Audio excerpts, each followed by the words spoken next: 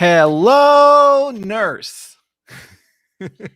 uh, so this is Aaron the Pedantic, and we have here, Dolly Pop. yep, Dolly Pop. I always forget what she wants to go by. She's my lady, my lady. And what we're doing today is we're tricking her into learning how to DM.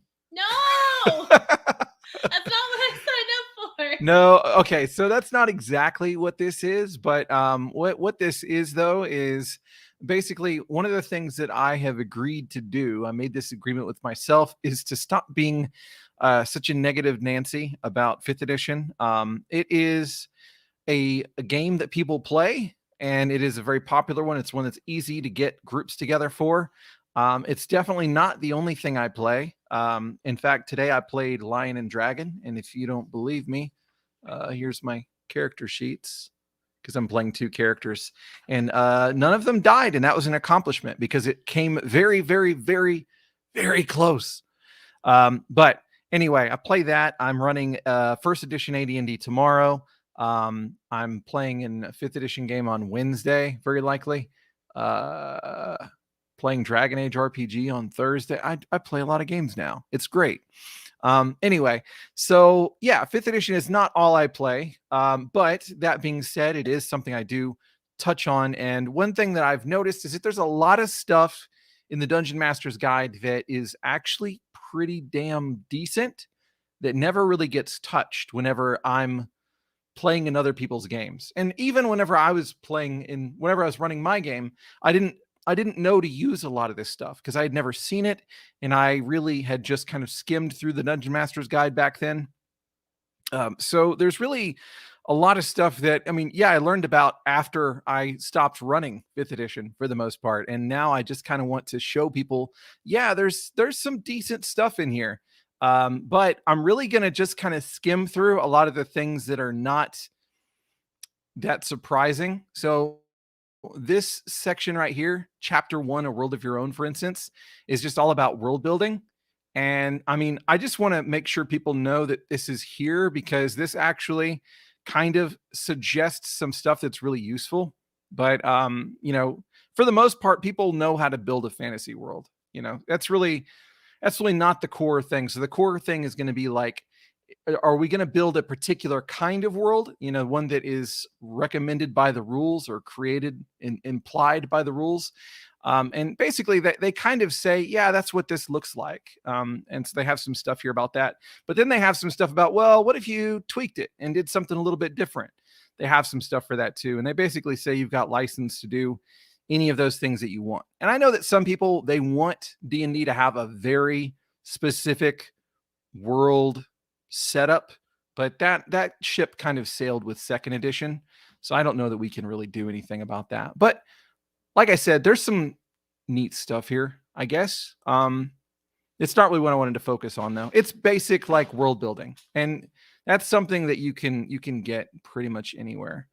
I was kind of surprised to see that they do at least consider like what a hex game might look like, like mapping out things, with giant scales of hex,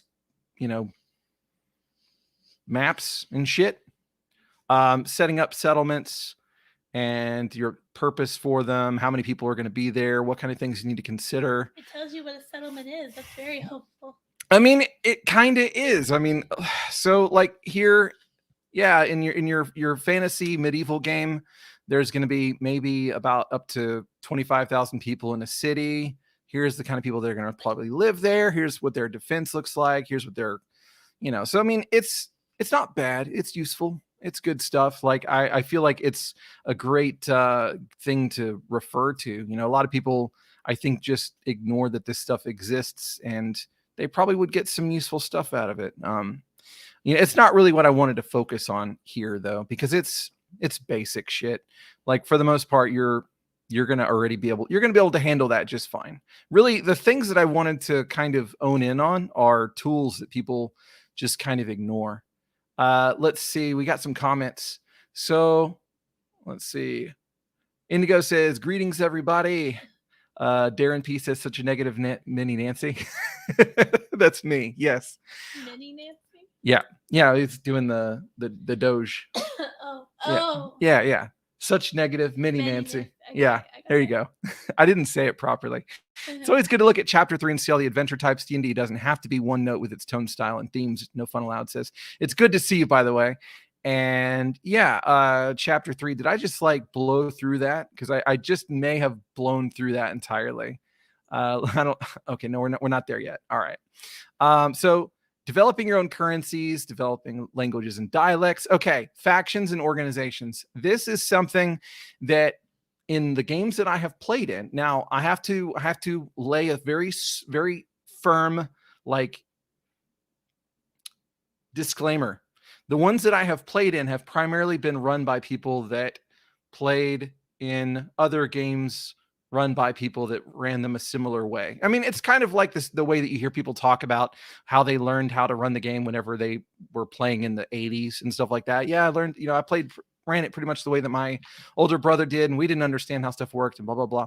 It really seems that tradition is kind of continued. The reason I say that is because this whole section on factions and organizations, to me, this kind of screams what I like to be the thing that I'm bringing in on my first edition game. And, it's kind of nice that they bring that up here. So basically, they have factions like the Harpers and, just bringing in what are their beliefs, their goals, what kind of quests might they have people going on and stuff like that. But more importantly, to me, the most important thing is this thing renown here. I really like that because basically they have a method for players to be able to have their characters build their reputation within these organizations, increase their ranks, have stuff like that. Having perks that will come active once they increase those things. Like this is one of the many things that I've really complained about, I have complained about in a lot of games that I've played with 5th edition is that I didn't feel like we were working toward anything except for increasing in level and basically whatever the plot is. This is something that it's one of the things that can work toward downtime activities. They actually have a thing here so that players can spend their downtime building their renown. And there's actually a pretty decent mechanic for it. I don't think that, okay, it doesn't say here. It says it's going to be, it'll tell you later. But basically, you can build your renown with an organization by doing stuff that helps them. And then you can lose renown by doing stuff that, hinders them. So that is something that I think is neat. I mean, it's something that if we had a campaign that we were really doing this kind of faction play, and that was like the backdrop of what we were trying to accomplish, or at least some player characters were trying to accomplish. I think that could pose an interesting campaign. You'd have an actual track that your character goes on in order to become somebody of prominence, something that feels a little bit more concrete and grounded rather than, it's kind of expedient for the story that now you become the Grand Master of Assassins or something like that. I wouldn't exactly use like the exact factions because these are Forgotten Realms factions, and there's nothing wrong with them necessarily, but I kind of would like to do my own probably. And there's some stuff from Greyhawk that I want to use. I think Greyhawk's probably going to be my bitch when it comes to this stuff. Chelsea is already bored out of her mind. I am. I knew it was going to happen before we started this, though. But here's what I'm going to ask you. What I'm going to ask you is, how would you feel about playing a game where you have that kind of faction play, where you think of like whenever you played, I'm trying to think of stuff that we've done in a campaign where how do I feel about playing in a game with factions? I mean, not just with factions, but where your character actually, increases their standing with the faction as you play because you're doing things because of choices that you make. Well, yeah, I mean, that's way better than just it's been long enough, you've moved up. Yeah, and I feel like that's a big thing that I've encountered is just like, well, it's expedient for that to happen or something like that. I do know that I tried to do something like this for our second campaign that we did with that was going to be basically a faction. We're going to be a hunters guild type thing. And there were going to be contracts people could take and all that kind of stuff. And then basically y'all ended up wanting to become terrorists instead. Uh, I don't remember that. you don't. It was our second campaign. It was whenever you were Pearl, and so there was. I don't remember us being terrorists when I played Well, Pearl. but you didn't look at it that way. You looked at it as freedom fighters, probably. Oh yeah, I Yeah. do remember us being Freeing the slaves. renegade freedom fighters. Yeah. Well, you were terrorists, No, we were terrorists for freedom. Terrorists for freedom. Okay. Yes. I'm sorry, I sound like shit. By the way, we didn't address. Let's that. see if people are complaining yet. Okay. Let's see. The faction rules are probably the most repackaged rules in 5e. Repackaged. What do you mean by that? Oh, they love reselling them to the players. Oh, okay. I see what you're saying. All right. Well, I'm gonna go ahead and nip this in the bud. So Indigo says faction rules, eyes, worlds without number. Yes. Yes, I'm aware that there are games that feature these things maybe more prominently or better than what's in here. But my point with doing this is to show people that maybe they run 5e, they play 5e, and they feel like they're dissatisfied with what they have, that there actually is some decent stuff in here. There are some things that they can utilize to make it better. And that's going to help if they have people that don't want to play other stuff.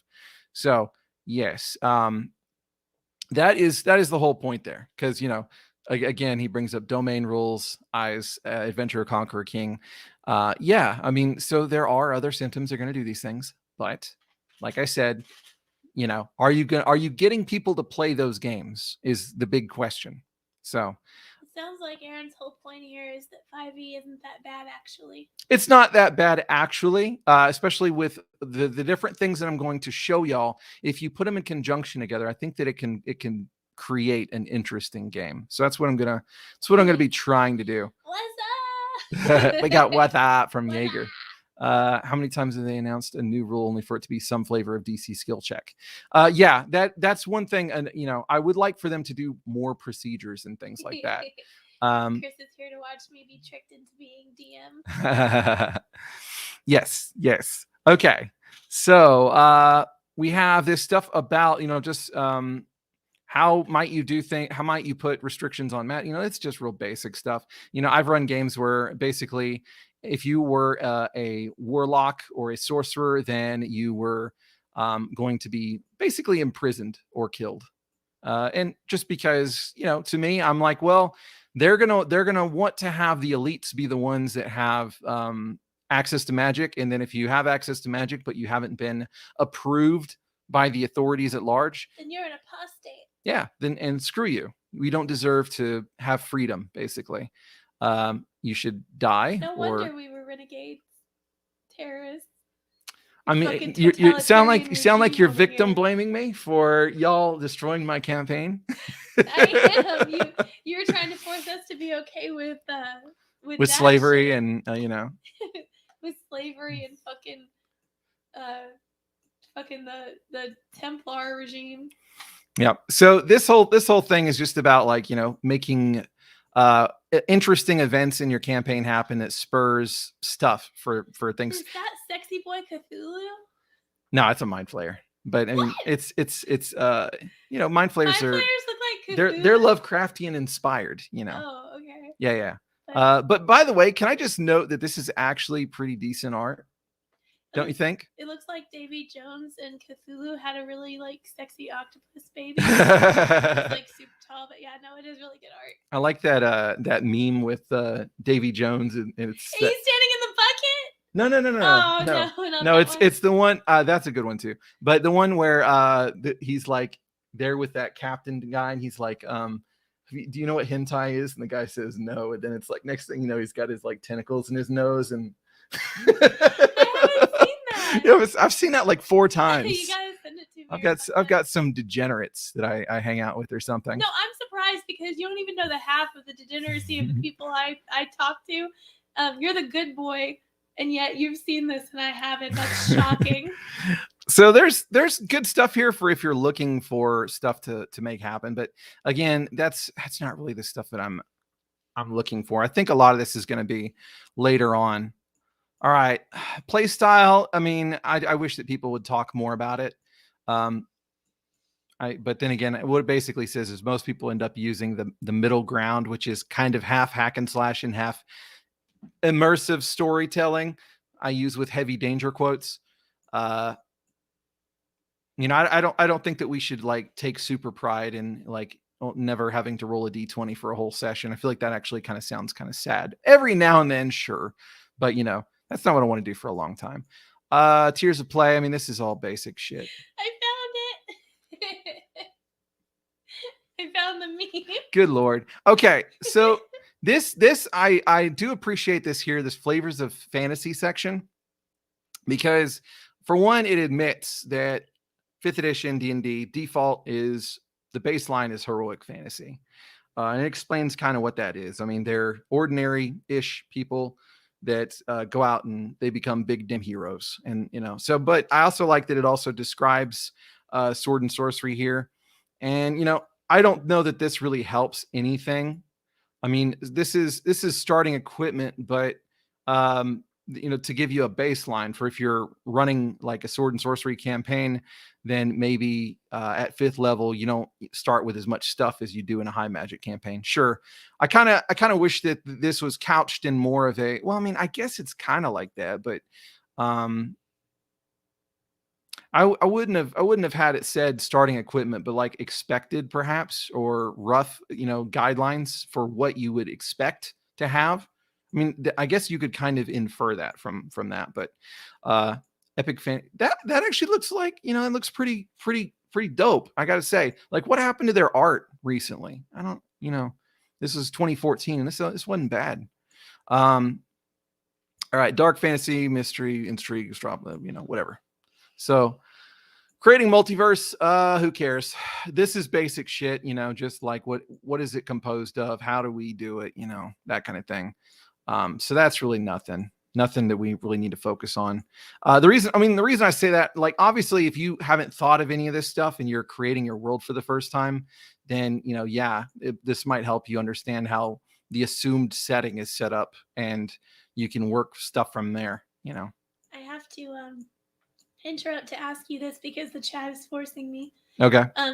Kringe said, Dolly, you want more degeneracy? Have I got a game for you? And I said, God, I'm both frightened and intrigued. It's fatal. Said to ask you, and you'll know. It's fatal. Yeah. What is fatal? Okay, it's the only game I know of that has an anal circumference chart. The only. Well, I mean, there might be more. Because sometimes you need to know what people can take. This video is going to get edited down, by the way. So y'all are getting the unfiltered version. If you would keep an eye on chat for more, that'd be appreciated. Sure. All right. Especially while I'm trying to find the decent shit here. Because right now, again, this is just like world building stuff. And world building is stuff that people can figure out on their own without a whole lot of intervention. To me, a lot of the interesting stuff is going to be whenever we get to procedures and alternate rules and things like that. Well, the K5K said Mr. G left plenty of space in 1E for those that followed to add their own rules, subsystems, etc. Which, I mean, I see people say that all the time, and it really seems like kind of the end-all argument for, let people play how they want. Even the great Gygax says it's okay. Well, it depends on which part of what he's saying that you're reading, because, at some points he talks about how the merits of this particular style of game that is Advanced Dungeons and Dragons are things that you have to really think about. And stuff is not meaningful unless you do this or this or this, that kind of thing. But so in other words, we can cherry pick his words the way that we cherry pick the Bible. Exactly. And it's gonna serve your purposes, and it's beautiful. Okay. So now we finally got to chapter 3 where No Fun Allowed was saying this was the really important stuff. And okay. Dungeon goals, wilderness goals. Okay. Those are neat charts. I'll go ahead and say those are neat charts if you're just looking for some seeds and things like that to come up with. Yeah. But really, I mean, a lot of times we can come up with, we've seen, if you read enough books, you're going to be able to come up with a lot of this stuff anyway. I feel like that doesn't mean that it's not books. well, you know what I know what you mean, but or just the way if it you sounds watch is funny. fantasy movies ish, there's not a whole lot of them that I can think of that really fit the vibe that I look for. But yeah, I mean, this is a good tool, but Kringe says, I've never read a DMG. I'm not surprised. I'm just kidding. I'm kidding. I haven't played in one of his shade just now? I haven't played in one of his games, so I can't cast shade on him. There's no and yet there's nothing for me to, be like, oh yeah, you did a terrible job there. Okay. So everybody wants to talk about challenge rating and all that kind of stuff. Challenge rating, that's a horse that's been beaten to death so many times. I'm not even going to touch that. There's nothing to say there really. Adventuring Day, same thing. All that is, okay. We're finally getting somewhere. Gygax sounds like my kind of man. It's Adam Nelson said Gygax was very inconsistent at one point in AD&D. He wrote both your alignment can shift with the wind, and in the same paragraph he said your alignment can't radically shift. Yeah, and he also says that if it does shift, then you should have severe penalties. But I can see how that makes sense within the same paragraph. It's saying it can shift, but it can't shift. It can't just all the way over. It can be, your moral high ground can be shaky, just like in real life. Mm-hmm. Morality is not black and white. So this here is something that people should really focus on. Okay, I mean, this is basic old school stuff. Basic old school stuff, and it's kind of common sense. But that being said, I've been in a lot of games where people didn't pay attention to random encounters and when they should be used. And these suggestions right here are pretty good. If you're taking a long journey, then roll for random encounters. If you're getting off track and slowing down, if they are trying to take a rest, they're making a whole bunch of noise whenever they should be keeping a low profile, then that's the thing. Here's what I'm going to say. I don't know that okay. So they say, first off, probabilities percentage wise, that's 15%, because 18 or higher on a D20 is 15%. If you think about it, the 1 in 6 is about 16%. So it's about the same probability. So that's not bad. However, the how often you check is a lot more forgiving here. At least it says consider. So I mean, these are just guidelines, once every hour instead of once every 2 turns. Or I've also seen like a 1 in 12 chance every 10 minutes, every turn. So, basically, it's a little bit more forgiving as far as that goes, and which I will get to later. If you are using the game's rules as written and you're not like using any of the alternate rules, then this may mean that your players are not going to get challenged that much because they're not fighting enough, which, fighting enough in terms of the adventuring day. So I'm going to say that this rule right here probably would work fine with the other rules that I plan on using, because they're gonna have like too much to handle probably already. So this whole thing about how to put together a chart for random encounters is good, and I hope that if anybody who runs 5e and doesn't know much about random encounters, please read that section. It's really good. It's very useful. All right, creating NPCs. I don't give a shit. Who cares? You have things here to roll up random NPCs or to use as inspiration. That's great. But okay. Missed opportunity here, personally. So they have here this whole thing about getting low-level followers. And one thing that I would have appreciated, which would have been nice, would be if they were to incorporate the same kind of thing that they had in AD&D about like the process of doing that, because AD&D first edition's process is really neat. How do you find people that are going to be interested in followers, and what is the process of getting them to join you, and all that kind of stuff. They don't really have that. They do have loyalty. I love that they have, okay, so they do have the loyalty score, and they do have a system on here for how it works. It's pretty good. Basically, they have a maximum loyalty score equal to the highest charisma score among all adventurers in the party.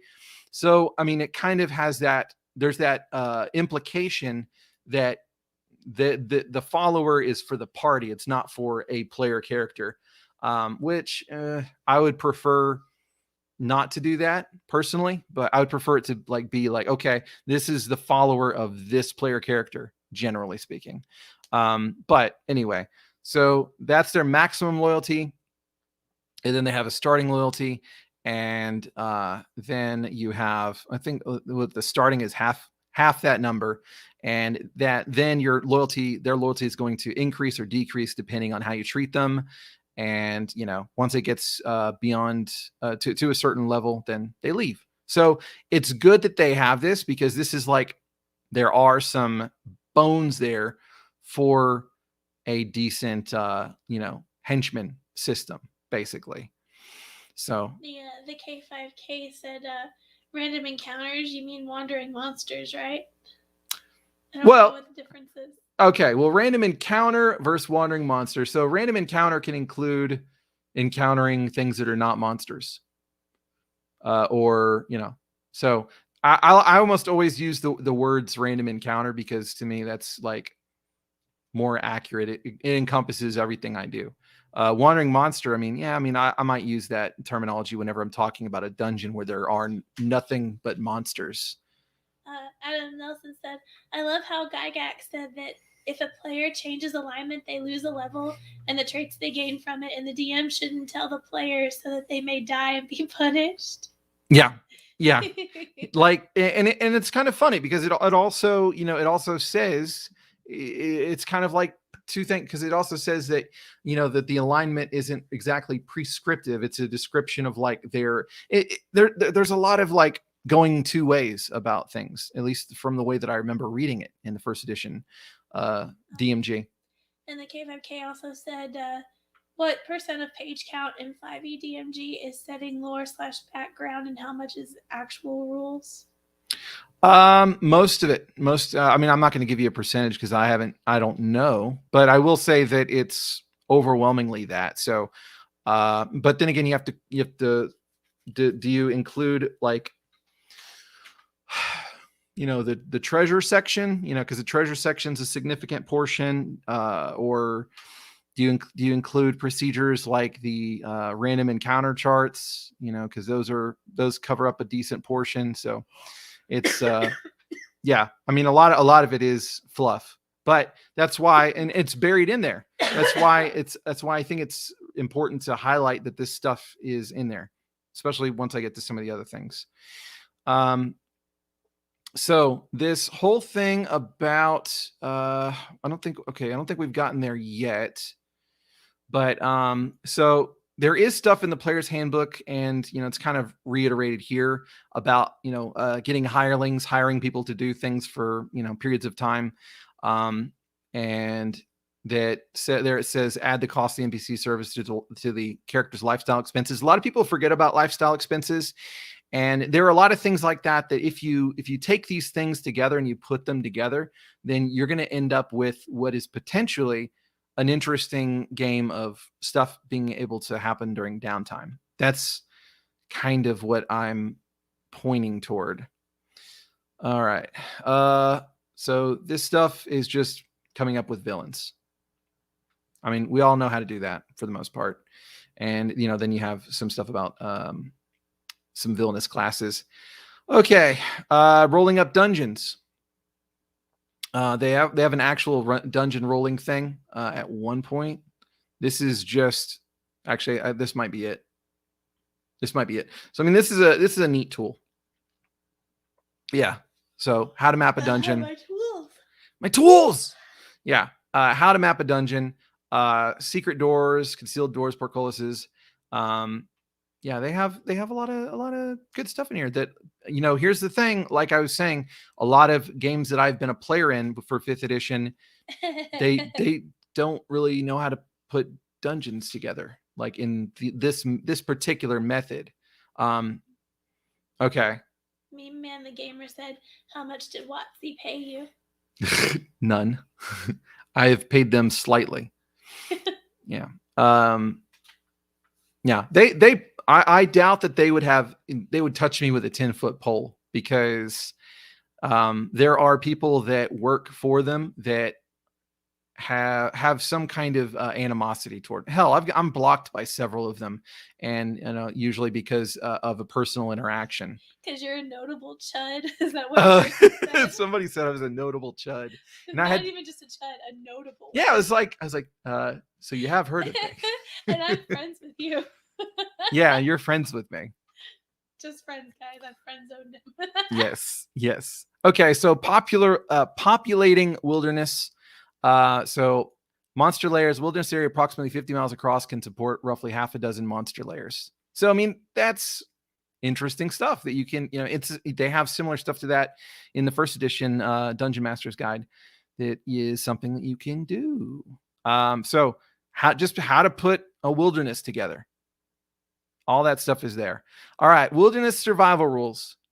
These do exist on here. So, how to calculate your temperature for the day. What's the wind like? Is it raining? What does extreme weather do, mechanically speaking? I would have preferred bullet points. I hate these, big old paragraphs. But you can't say that it doesn't exist. You can say that some of the mechanics in the game kind of hurt the ability to make these things matter as much as they could otherwise. But there is something to work with. So I'm going to see what I can do with this stuff and, see what I can make happen. So I'm probably going to be running a game pretty soon, trying to incorporate as much of this stuff as I can. That I think is interesting. All right. So becoming lost, coming up with random settlements and what they're going through, what kind of buildings you have. They've even got tavern name generator, which is neat, all right. Urban encounters. You have a random urban encounter chart. So it's a D12 plus D8. So it's not entirely stat like it's it's gonna trend toward the middle here. I like how a runaway cart is one of them. Like, that's so hard to beat, as opposed to like animals on the loose or a brawl. Well, I mean, so let's see what a runaway cart says, just because you mentioned it. Runaway cart, a team of horses pulling a wagon races through the city streets. The adventurers must avoid the horses. If they stop the wagon, the owner is grateful. So So you just like for the horses, right? No, I mean, there's you don't want to hurt the horses. Yeah, there's you can handle that a few different ways. I mean, so they have actual chase rules that you could use, which they're not terrible. I mean, there have been times where I just kind of winged it and it worked well, and sometimes it didn't work so well whenever I was, doing chase stuff, and just using, my movement versus your movement can get kind of old. You go back up to bullies. I'm curious. Bullies. Yeah, it's at the top. Harassing an out-of-towner. The bully flees. As soon as they take any amount of damage, that's fucking awesome. So you got like these grown-ass adults, I'm assuming, like, local heroes that encounter like some little piece of shit juvenile bully, and you actually damage them, you assault them. Okay, well, you have to remember what is damage, though. I mean, like, doesn't mean you actually hit them. It might mean that you like could. you swung at them, or something like that. Yeah, but the taking damage, though, it says takes damage, not. No, yeah, but even if you take damage, it doesn't mean that you actually hit them physically. I need to. So what, psychological damage? You gonna talk shit to the bully and hurt their feelings? So HP is an abstraction. So like HP is like your grit, your luck, your fatigue. So like, as long as you have Ow, my pride. Yeah, I mean, yeah. So if they took damage, that means that they had to avoid the strike somehow. Unless they got to 0, then it's like, yeah, you got knocked out. So you actually got hit. Let's knock out the bully. It'd be fun. Yeah.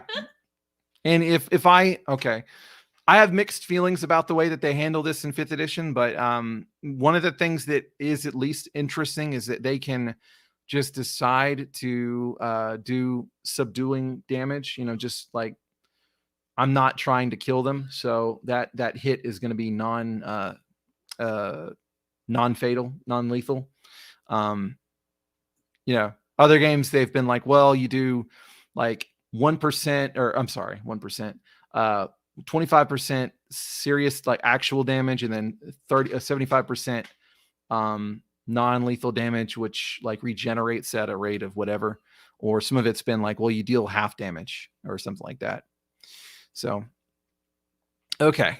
Anyway, so that's, that stuff, handling stuff underwater. Again, a lot of this stuff is okay. Traps, how traps work.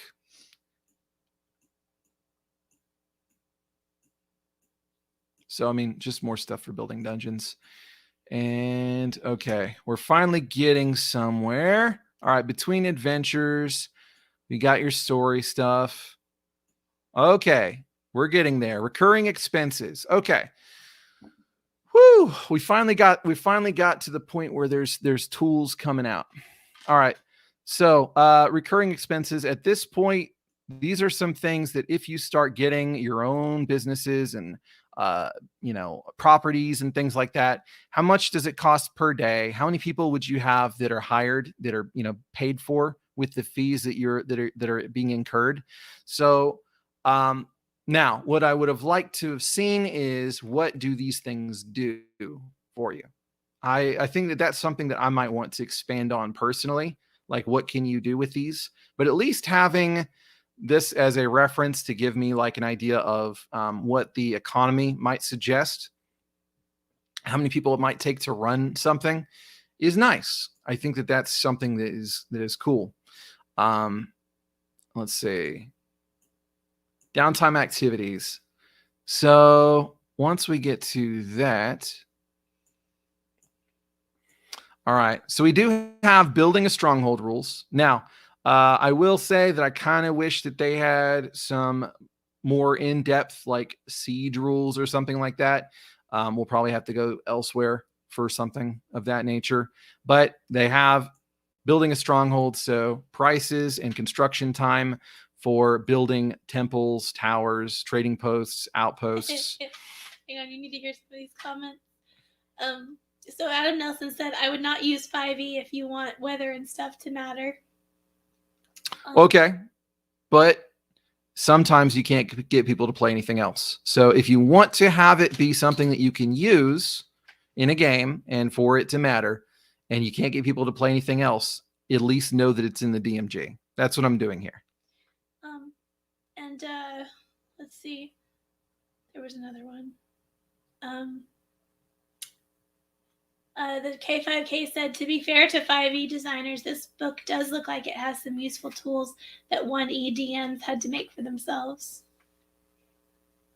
I guess that's probably true. I hadn't really thought of that. To me, I'm kind of looking at, well, there's a lot of stuff in here that I learned from 1st edition because I read, through that before I really read through 5th edition DMG that much. But yeah, I mean, that might be true. Indigo Dragon said, hit points is body damage. If it's meant to be grit, then change it to grit points. No, Indigo. That sounds like a lot of stuff to No, that's not true. That's explicitly not true. Like, you can read what Gary Gygax had to say about it. You can read what, this 5th edition says about it. It's never been body damage. Like, no, unless you're dealing structural damage to an object. That's when it's body damage. But no, you're not, like literally stabbing the dragon 500 times. And then this dagger strike, this was the one that killed it after not the gigantic explosion that we did all over its face. No, it's the little dink with the dagger that did D4 damage that killed it because it was no. That's not how it works. I'm sorry to be a dick, but you're wrong. Adam Nelson said you skimmed over the most lacking part of the DMG, but I don't know what he's referring to. Well, if it's the most lacking part, then it's good that I skimmed it, right? The whole point of this is to point out that there are good things. Yeah, there are good things. So I'm not going to waste your time with like, let me go through detailed exploration into like how to create a villain, Dark Knight said, Aaron defending 5e after playing in my L&D game? For shame, Aaron. Well, I mean, but you probably missed earlier whenever I was praising your game because it almost killed both of my characters. There you go. And, if y'all want to, I can talk about how the session went. Indigo said, steal the circle system from Blades in the Dark for downtime activities.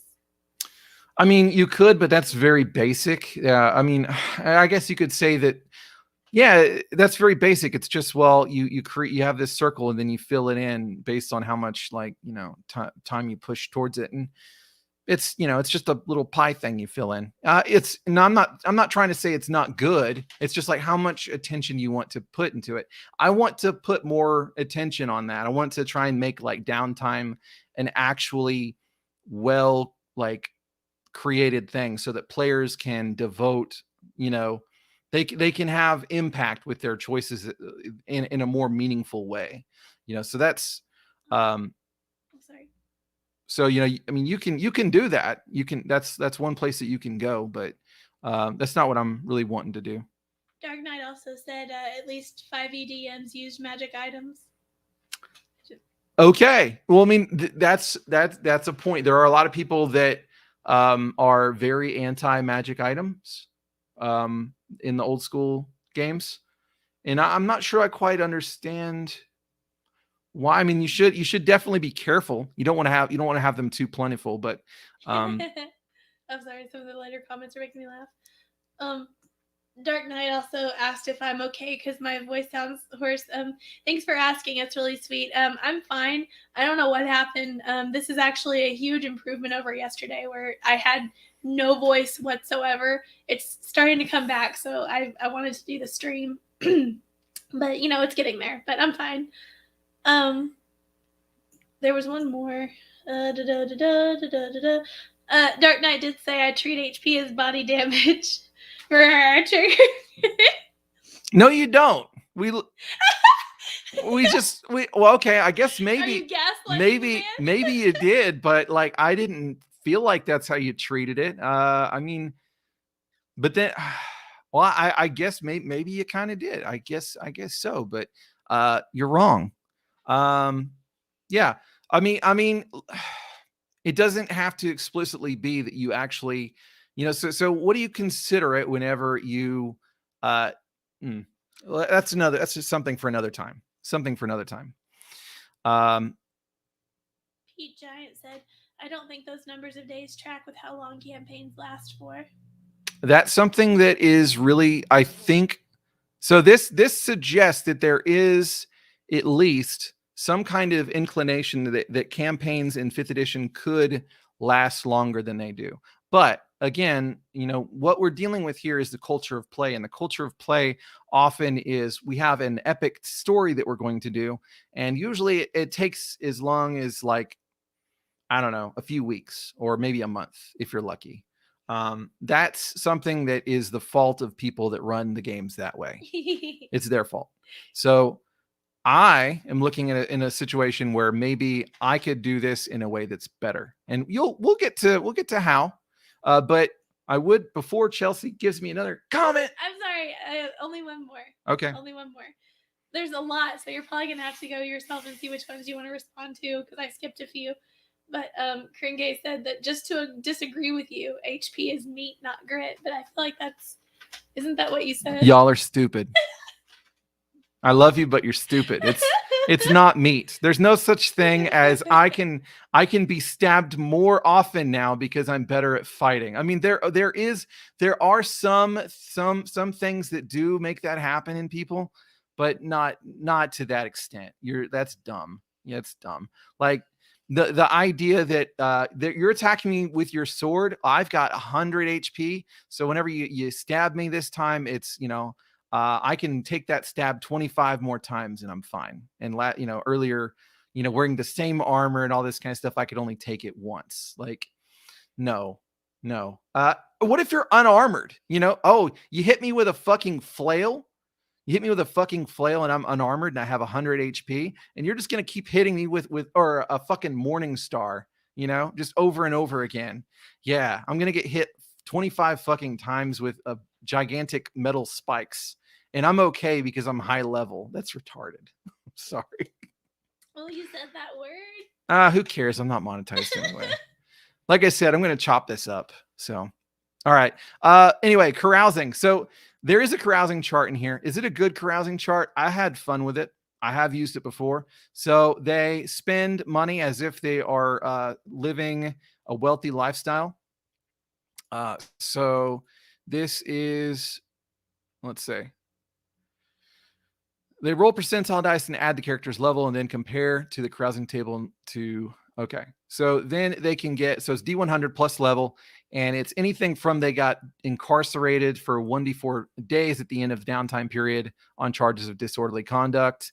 And so you have, or disturbing the peace. Yeah, or you can resist arrest, or you can then pay with your blood. Yeah, you can do so. Okay, so interesting stuff can happen, and then it can go all the way up to you make a small fortune gambling.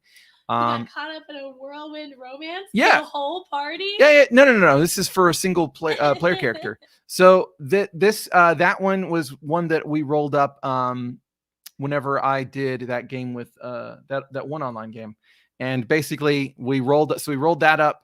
And then I rolled like a 1 on the D20. So it like ended or it was at least 1 to 5. So it ended badly.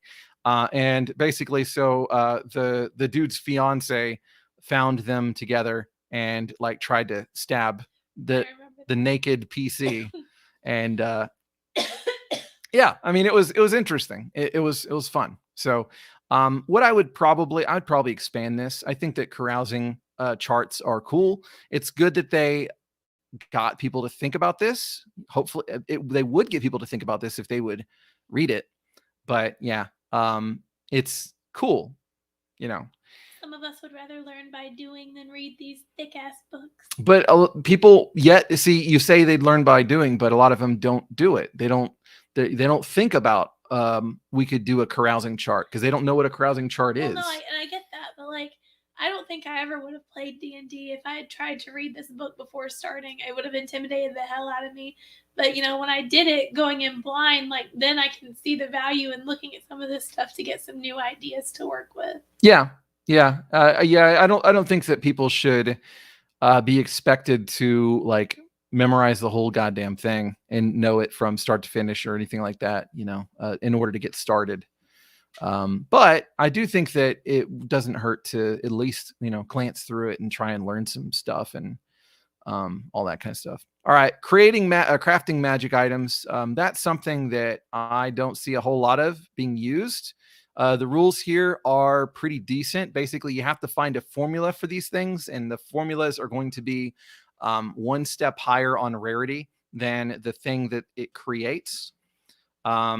So you have to be up to a certain level in order to create certain magic items, and it takes time and all that kind of stuff. So this, I think, would work really well in a game, especially the kind of game that I'm thinking about running, where their personal, like my own spell slots and those kinds of resources are really limited. I think that's whenever magic items like this would come in very handy. And also, I would be going with charges that don't come back. Total Party Skills said carousing equals get paid, get laid. Get paid, get laid. That's right. Yep. That's the Fafford and Gray Mauser shit, man. And Dark Knight said, Chelsea, just read the rules just a little. No! Okay. So we have, let's see. I am an American. I don't need to read the rules to follow. I don't even know where I was going with that. I know what you were saying. I could feel the American spirit. You felt the spirit of the eagle just flying out of me. Yeah.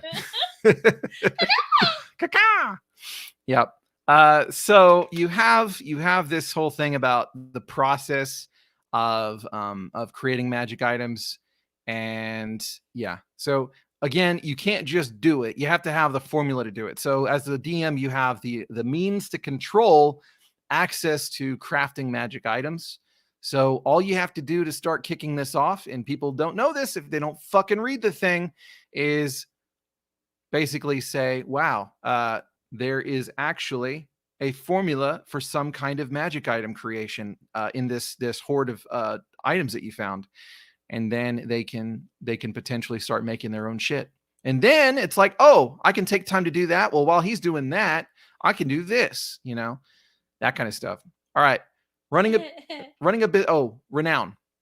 Okay, so gaining renown. We kind of hinted toward this before, but this whole thing has an exponential time increase. Basically, it's easy, or it takes less time to build your renown whenever your renown is low, because then it's like nobody's heard of me. Okay, well, one guy's heard of me. Maybe now it's two, and then it's like, so you're kind of like slowly building up, and it's going to take longer and longer in order to get higher and higher up there. So then that basically makes it where you can create these factions, and you can be like, somebody of this renown has this benefit, and it's all on DM side. You don't have to put it in front of the characters. You can just have these procedures there for you. So that way it's not some real gamey thing where they're, kind of like stuff that they would find in the player handbook that says, oh, get to this, level renown with this faction and you get this thing. No, it's not like that. It's basically like, oh, well, they're really a renowned faction for smuggling items. So you get to this point, and then you'll have a fence that you can work with that is going to be able to pawn your shit. That's the kind of thing I could see. And so it has a really neat way of handling that. One more thing real quick. Okay. So performing sacred rites, I actually skipped this. I don't know how I missed this part. But yeah, so they can lead rites in weddings, funerals, ordinations. If they spend 10 days performing sacred rites, gain inspiration. Okay, inspiration, at the start of each day for the next 2d6 days. That, okay. Yeah, so that's why I was like, eh. All right, go ahead. Jaeger said, I had to rewind to make sure I heard right. The little dink with the dagger for 1d4 damage. LOL, don't think he realized what he said there. And I had to read that because I'm confused because I don't see, isn't that right? Yeah, it's 1d4. Yeah, the dagger is 1d4. So I don't know. I thought maybe you'd be able to dispute whatever that was. Total Party Skills said, I believe in full immersion. If the player's character dies, I'm afraid they'll be swimming with the fishes. See?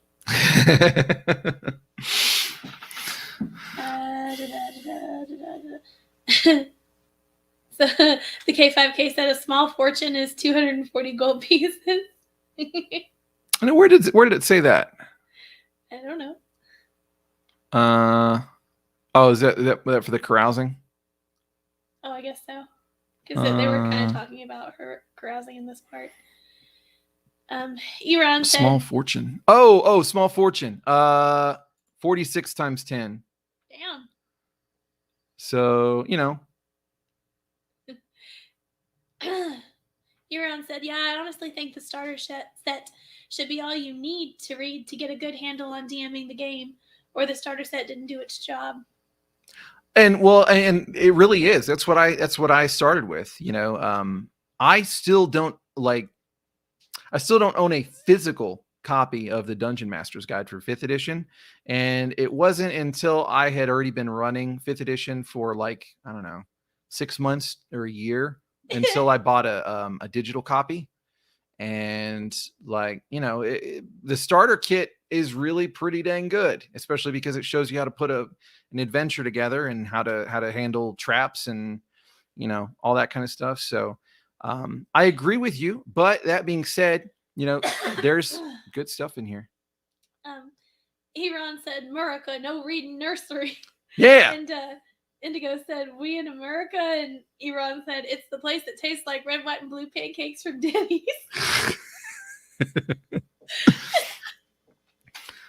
I remember that commercial. Dark Knight said, commoners don't matter. I think it was in response to Indigo saying that's a small fortune to commoners and peasants. Oh, okay. Yeah. All right. So we have rules here for running a business because remember so whenever I was talking before about what I was saying, that I wish that they would expand that kind of thing. They at least have here, like, does it make money or lose money? Does it, so that's neat. It's at least a start. And the rules here are kind of cool. Basically, the more days that you spend actively running your business, the better it's going to do. To the point where you can get a plus 30 on your roll. So like D100 plus 30. So that means the worst that could happen is you must pay half the business's maintenance cost for each of the days. Profits cover the other half. So that's the worst case scenario if you spend every day of a month trying to make sure that this business is happening. But, best case scenario, they get a whole lot of profit. Let's see, it earns a profit of 3D10 times 5 GP. Covers its own. So, you can turn a profit. That's kind of weird, though, because I would imagine that it would be exponentially increased depending on how big the business is, how much the maintenance cost is. I think that's sort of related to what the K5K said. It says the carousing table is level independent, though. So for a level 5 character, 240 gold pieces is just what falls out of their pants when they go for the long drop. I mean, that's true, but I don't know that that would ever. I don't know that that would ever change necessarily. I mean, like, how I would think that there'd be a point where you can't really spend more money than this in a place, because they don't really have, the kind of economies that we have here, where it's like, yeah, I can buy a, well, I can have such incredible excess. Like I feel like there's going to be limits there, especially when you're talking about how much a village can handle, or, especially whenever we're talking about like a more sword and sorcery style game. Not that that's what 5e does particularly, but yeah, I feel like that's fair. They should only be able to accommodate like a certain level of people buying stuff, because you can't just buy up the whole, everything in the whole village, because then people would starve or something. The K5K said these tables are great to have, but there are only 10 outcomes that need greater variability. But then Iran said tables should be minimum 20 entries. All tables I have spoken. So when I started reading that, I was fixing to argue because I thought that Iran said they should be maximum 20 entries. I think they should have as many entries as we can fit on the page, because random tables are the best when there's so many variations that you're never going to get the same thing twice. Yeah. I mean, that's the only time I would want to have a table that's short is if, like, I'm going to be expected to remember what's on it. That's, so like a reaction chart, I can like, the general reaction chart is something I can remember. This, I don't think I'm going to be able to remember this, so like they could put a whole ton in there, but that's okay. And my only complaint here is that I probably would change this to be like percentage based. Like, you earn a profit of, blank percent of the maintenance cost or something. So that way, the more expensive the business is, then the more propensity for profit, basically. Because I don't feel like there should be just a cap there of 3d10 times 5. That's the most that you could get for a month. All right, selling magic items. So we have this procedure here for trying to find buyers. And this is what I wish that they would have done with trying to get like town criers to help you find people to hire for jobs and things like that. That's something that I think that they should have done. I think instead they kind of expect that, well, I can't really say that. I was going to say, I think they would expect that the player, that the DM will just be like, well, you need to hire somebody, so I'm just going to make somebody appear. But I mean, I guess you could say the same thing about finding somebody to buy magic items. I don't know. But to me, this is neat because, yeah, they can probably find somebody that wants to buy their thing, but they might just be offering, crap compared to what it's worth. And I like this one: a shady buyer offering 1.5 times the base price, no questions asked. So there's kind of an implication there that maybe you don't want to sell that to that person because they want it a little bit too bad. Maybe I should investigate them. Okay. I feel like I'd never think of that, but I feel like you definitely should think of that. Mm-hmm. See, these things are good. Okay, here's another one. Sowing rumors. So this incorporates one of the rules that I feel I haven't really seen people use directly. A lot of times people just kind of use it organically, I guess. And that is the whole you have different levels of repute, I guess, with people. You got like friendly, indifferent, and hostile. So this is where you can start rumors in order to make people not like somebody or something. And the process for that is pretty cool. So you can, in a village, you can take 2 to 12 days sowing rumors in order to potentially, if you do it well, if you do a perception or deception check, in order to make people go from friendly toward indifference or something like that when it comes to a person or an organization or something like that. I like that. Again, like that's a really cool mechanic, and I personally haven't really seen it be used. Pete Giant said that they use tarot cards for character creation. That's fucking badass. I love that. Yeah, I'd like to hear more about that. I would too, because I've considered doing it before, but my deck has gone missing. Yeah, it just got swallowed by this. I bought another one. It's on the shelf somewhere. Oh, see, he didn't tell me that, so I bought it a while ago. Mine is here somewhere. It's never left the apartment, but for some reason, I think one of the kids jacked it. I don't know. Maybe they did. Maybe they stuffed it in their backpack and took it home or something. Maybe. All right. So you got the rumor thing. 1 GP per day for the cost of drink, social appearances, and the like. They make a check, and so it says if it fails, then the rumor gains no traction, and they will not succeed in making it happen. So you have risk, you have reward, you have cost. I would probably add in there, like if they fail horribly, then the person finds out that they're spreading shit about them, and then they come after them. That's me personally. All right. You know how much I've bitched about training and how there needed to be training rules? There's training rules, guys. They're already in here.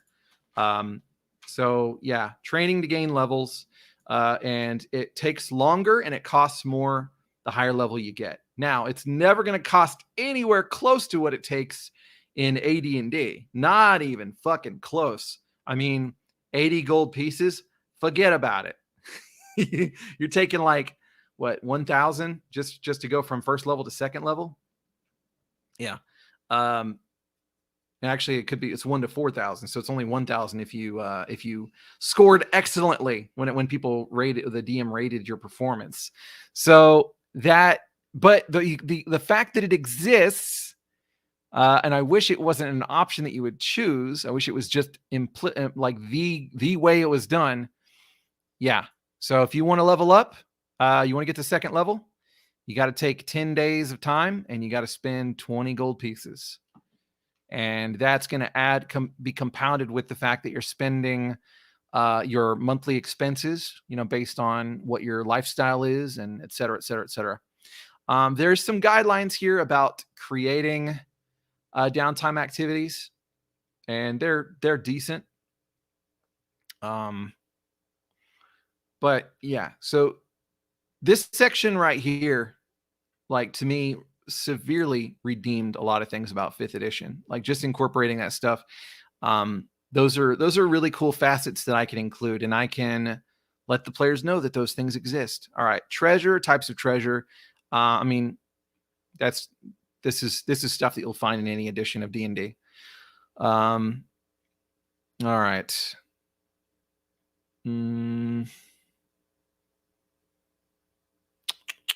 K5K said 20 gold for training. Sign me up. Yeah, I know. It's very inexpensive. But then again, in 5th edition, they don't expect you to have as much gold, I don't think, as they do in 1st edition. So I think Iran has something to say about chapter 9. Because he said, rings hands furiously, chapter 9, just 130 pages away. Okay. Dark Knight said trading rules are there. Too bad they aren't used in 5e. Isn't this 5e? This is but he's saying that people don't use them. Oh. So yeah, I mean they're in there as an option for people to use. And I wish that it was an option to take it out. Dark Knight said 5e, where optional rules are mandatory, mandatory rules are optional. That's so true. Oh man. That is so true. Okay. Scroll mishaps. I love it.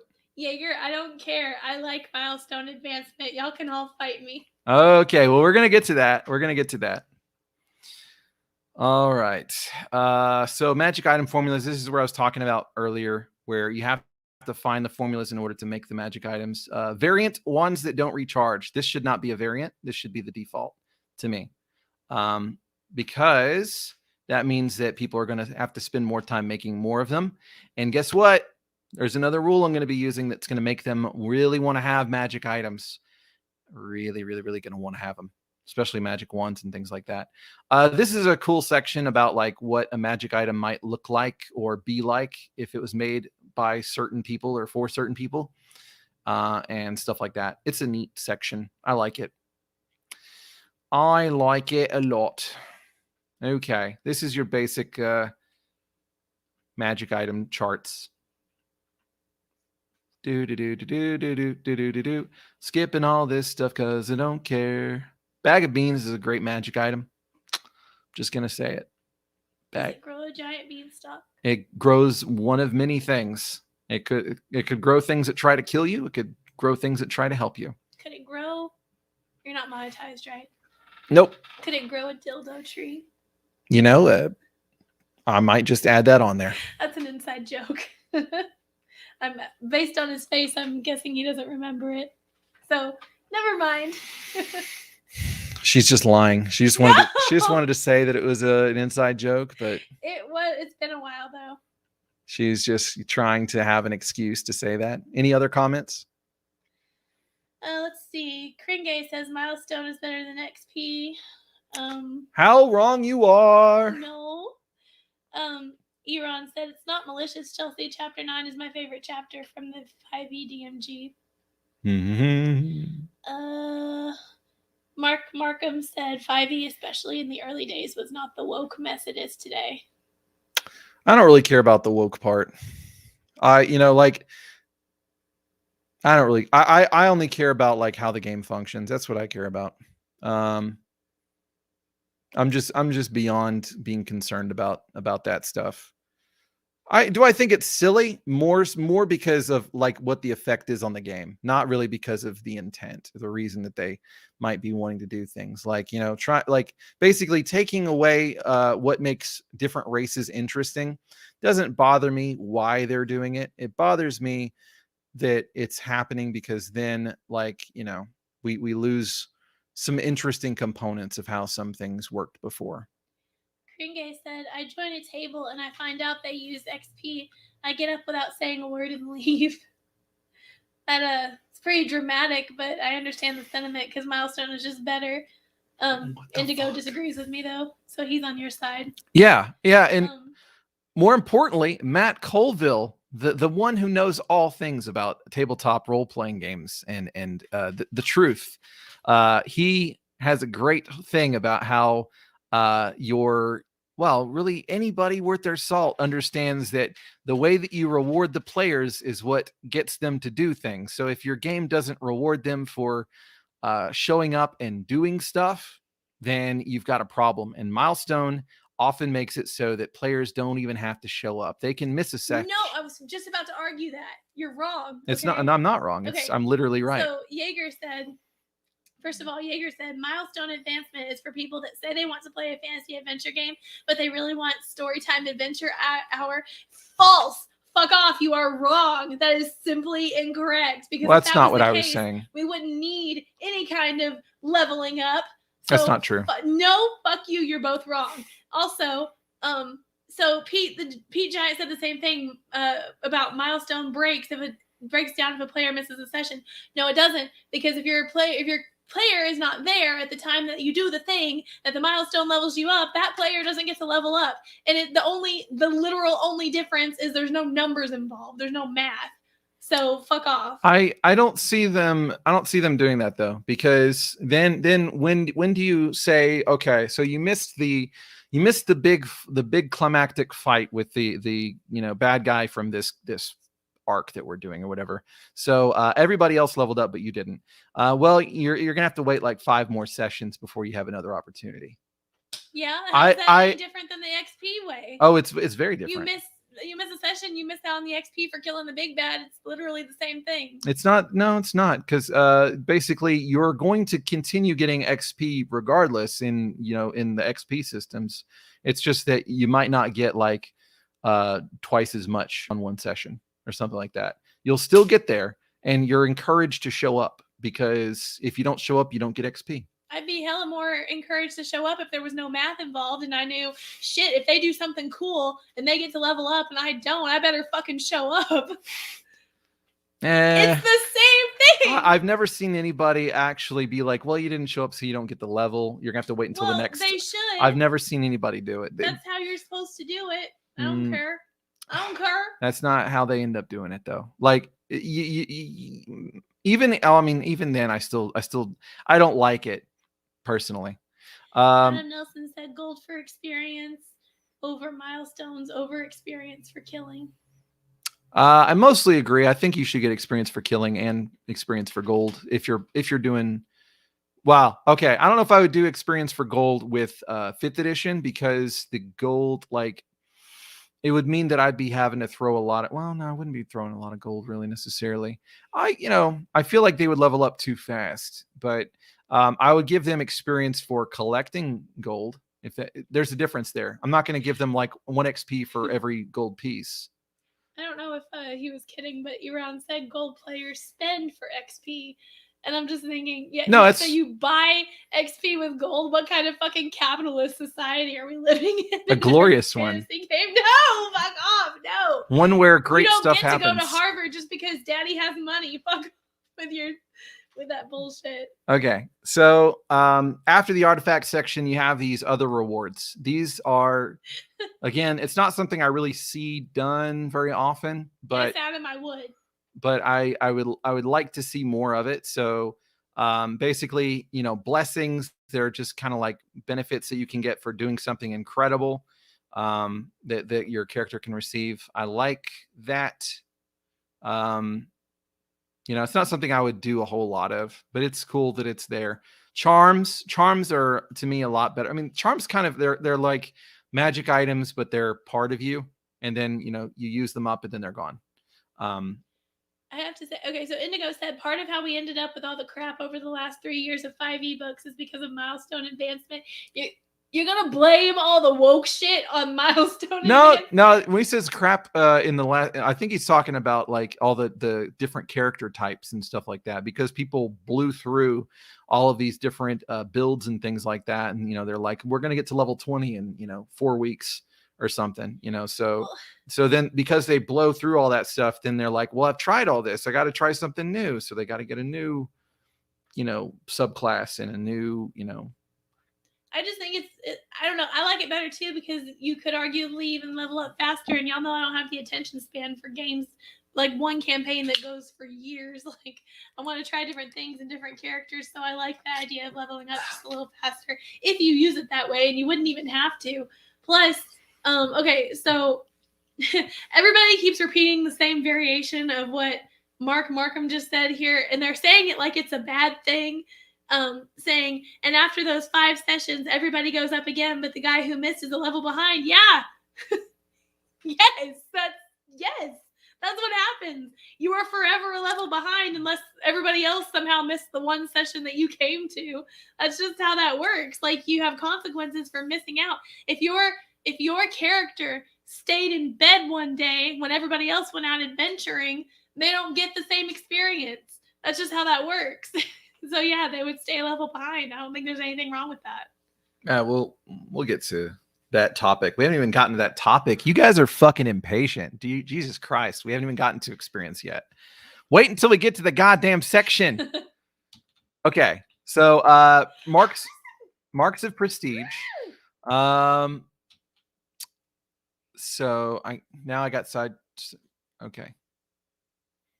All right. So you got letters of recommendation. It'll help them, smooth things over with the authorities. You got medals that might make people take them more seriously.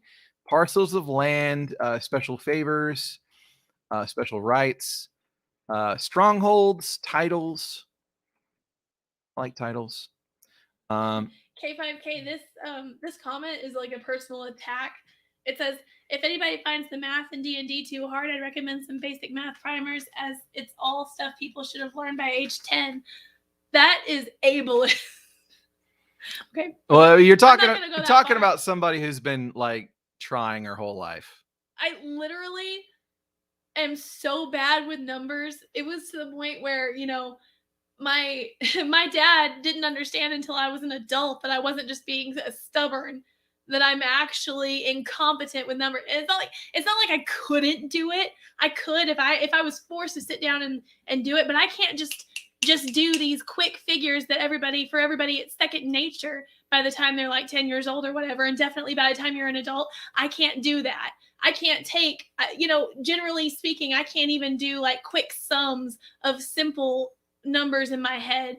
I wish I could. I've tried, and I know I'm just like making myself sound like an idiot here, but that's why I prefer not to have to deal with any kind of numbers in my game. Like, I'll do it if I have to do it that way. I'll do it, but I don't like it. So stop attacking me for that. Yeah. So now you might understand why, like, I'm not going to say this to K5K because I love K5K. He's a really nice guy. But most of the time, whenever people say that stuff about, like, if you can't do math properly, you shouldn't play D&D. I usually want to be like, go fuck yourself. Just because, I think that's rude. And, I want people to play the game, and I'll do the math for you. I don't give a shit. Like, who cares? I'm the DM. I'll help you. I'll help out. Like, I'd prefer that I have good players rather than good mathematicians. That's not as important to me. Training. So you can go do training. You can receive training as a reward. That one's okay. All right. Now here's something this is how I would do feats: is you receive a feat because you did something. As a rule, not because you got 4th level and you chose to get a feat instead of your ability score increase. That's the only way that I would prefer people to be able to get feats, typically, is because they've done something and they receive some kind of special training, because then it explains how they are able to do the feat or whatever. Or gaining proficiency in a skill, I guess, that one's okay. Epic boons, I'm not going to take things above level 20 anyway, so I'm not concerned about that, but it is there for people that want it. All right. Dark Knight said, "You're not my real DM, Aaron." So I need to address Blaine Creighton. Yeah. Said, how do side quests work with milestone leveling? They work with they don't matter. I mean, they matter. They matter for the experience you have, for the lulls, or for the, for the badass. If you do enough side quests, I feel like that counts as a milestone. But generally, like, I feel like the DM should just basically be in charge of when you level up.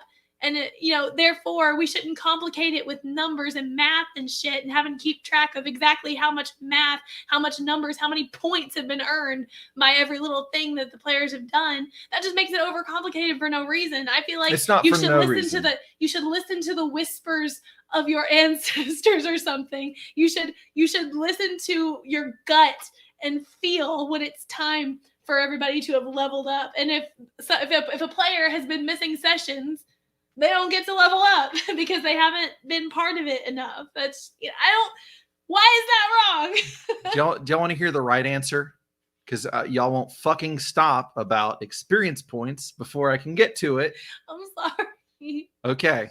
So the right answer is that you don't have to throw away the concept of experience points just because the math is hard. Because if you look at this game right here, this game, Lion and Dragon, you get 1 XP for playing a session. And that's what Muddy was talking about here too. Yeah. And so the math involved is basically almost nothing. The whole reason that XP is important is because, I was going to get into that with another topic that was brought up, about side quests. So what do you get from side quests in a milestone system?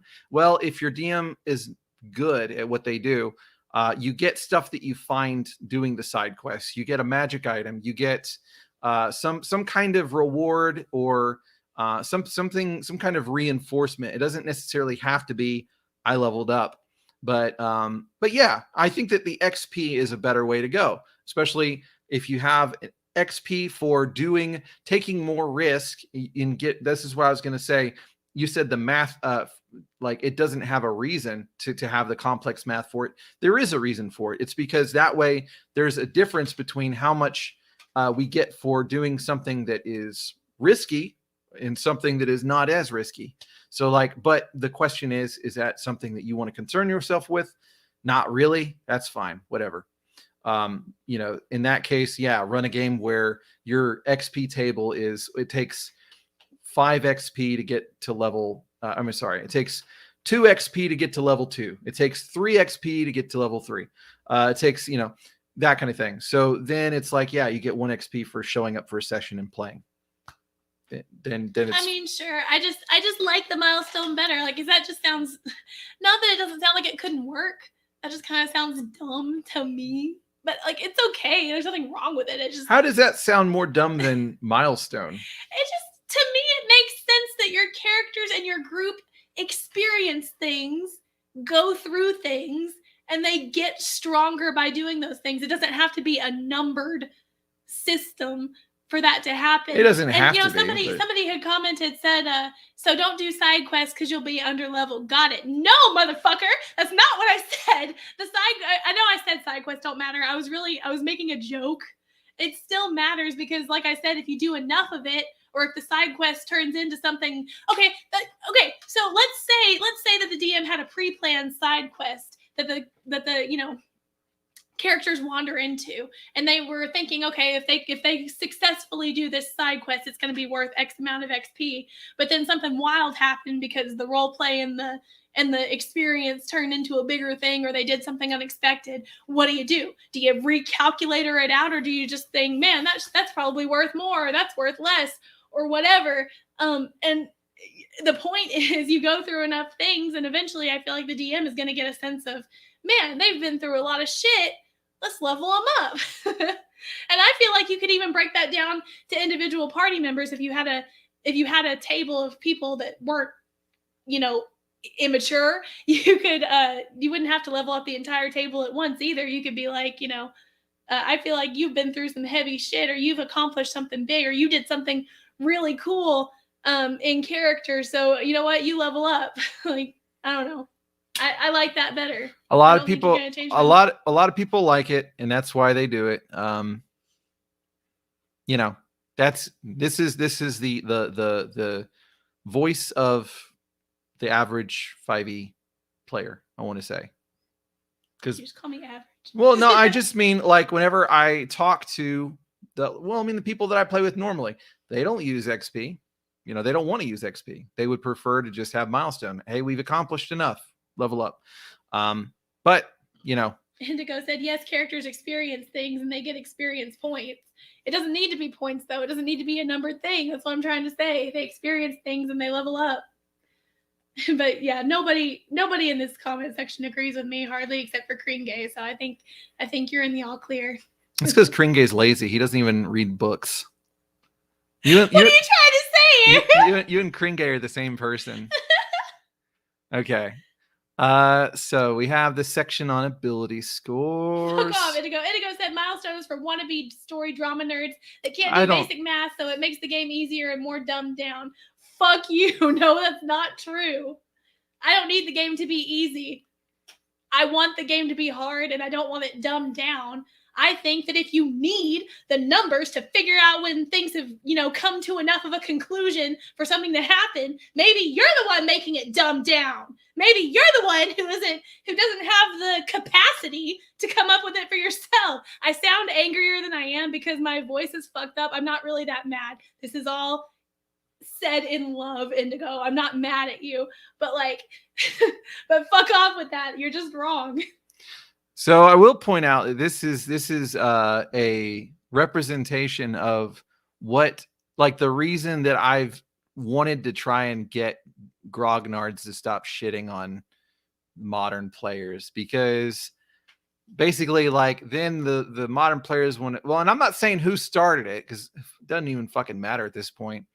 We'll just say that the modern players started it because of the Forge. We'll just say that the modern players started it, but it doesn't matter at this point, because all it is I shit on you, you shit on me, I shit on you, you shit on me, and then I walk by and I see people shitting on each other, and I think that they both look retarded. So just stop. Stop being like, well, it's because you're dumb. It's always Malaki saying the things that like saying it like it's bad, but it's not bad. Malaki said, so if it's up to the DM, when there are level ups, the DM can keep you low level. And you can do that with experience points too. Give them less experience points. Not if you're using objective measurements. Well, I'm just saying. Yeah. I mean, so that's one of the things is like, the players could figure out like how much they should be getting in my first edition game.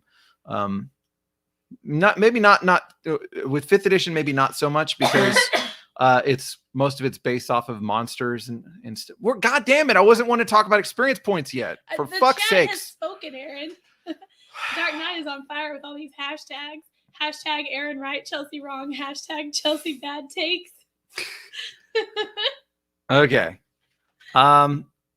So this, all right. So variant automatic success. This is something that you could consider using, and it's not that bad. So under certain circumstances, if your stat is high enough, you should succeed, because it's stupid for you to fail. That's all that is. I think that a lot of DMs would really benefit from considering that. There you go. I mean, I think it ends up happening kind of organically with some situations, especially whenever you have like a rogue with expertise and whatever. It's like, you're going to pass anyway, so why am I going to bother? But yeah. So there's some stuff there. Let's see. This is not all right. Nobody cares about inspiration. Inspiration's stupid. It's not that bad. I'm just joking around.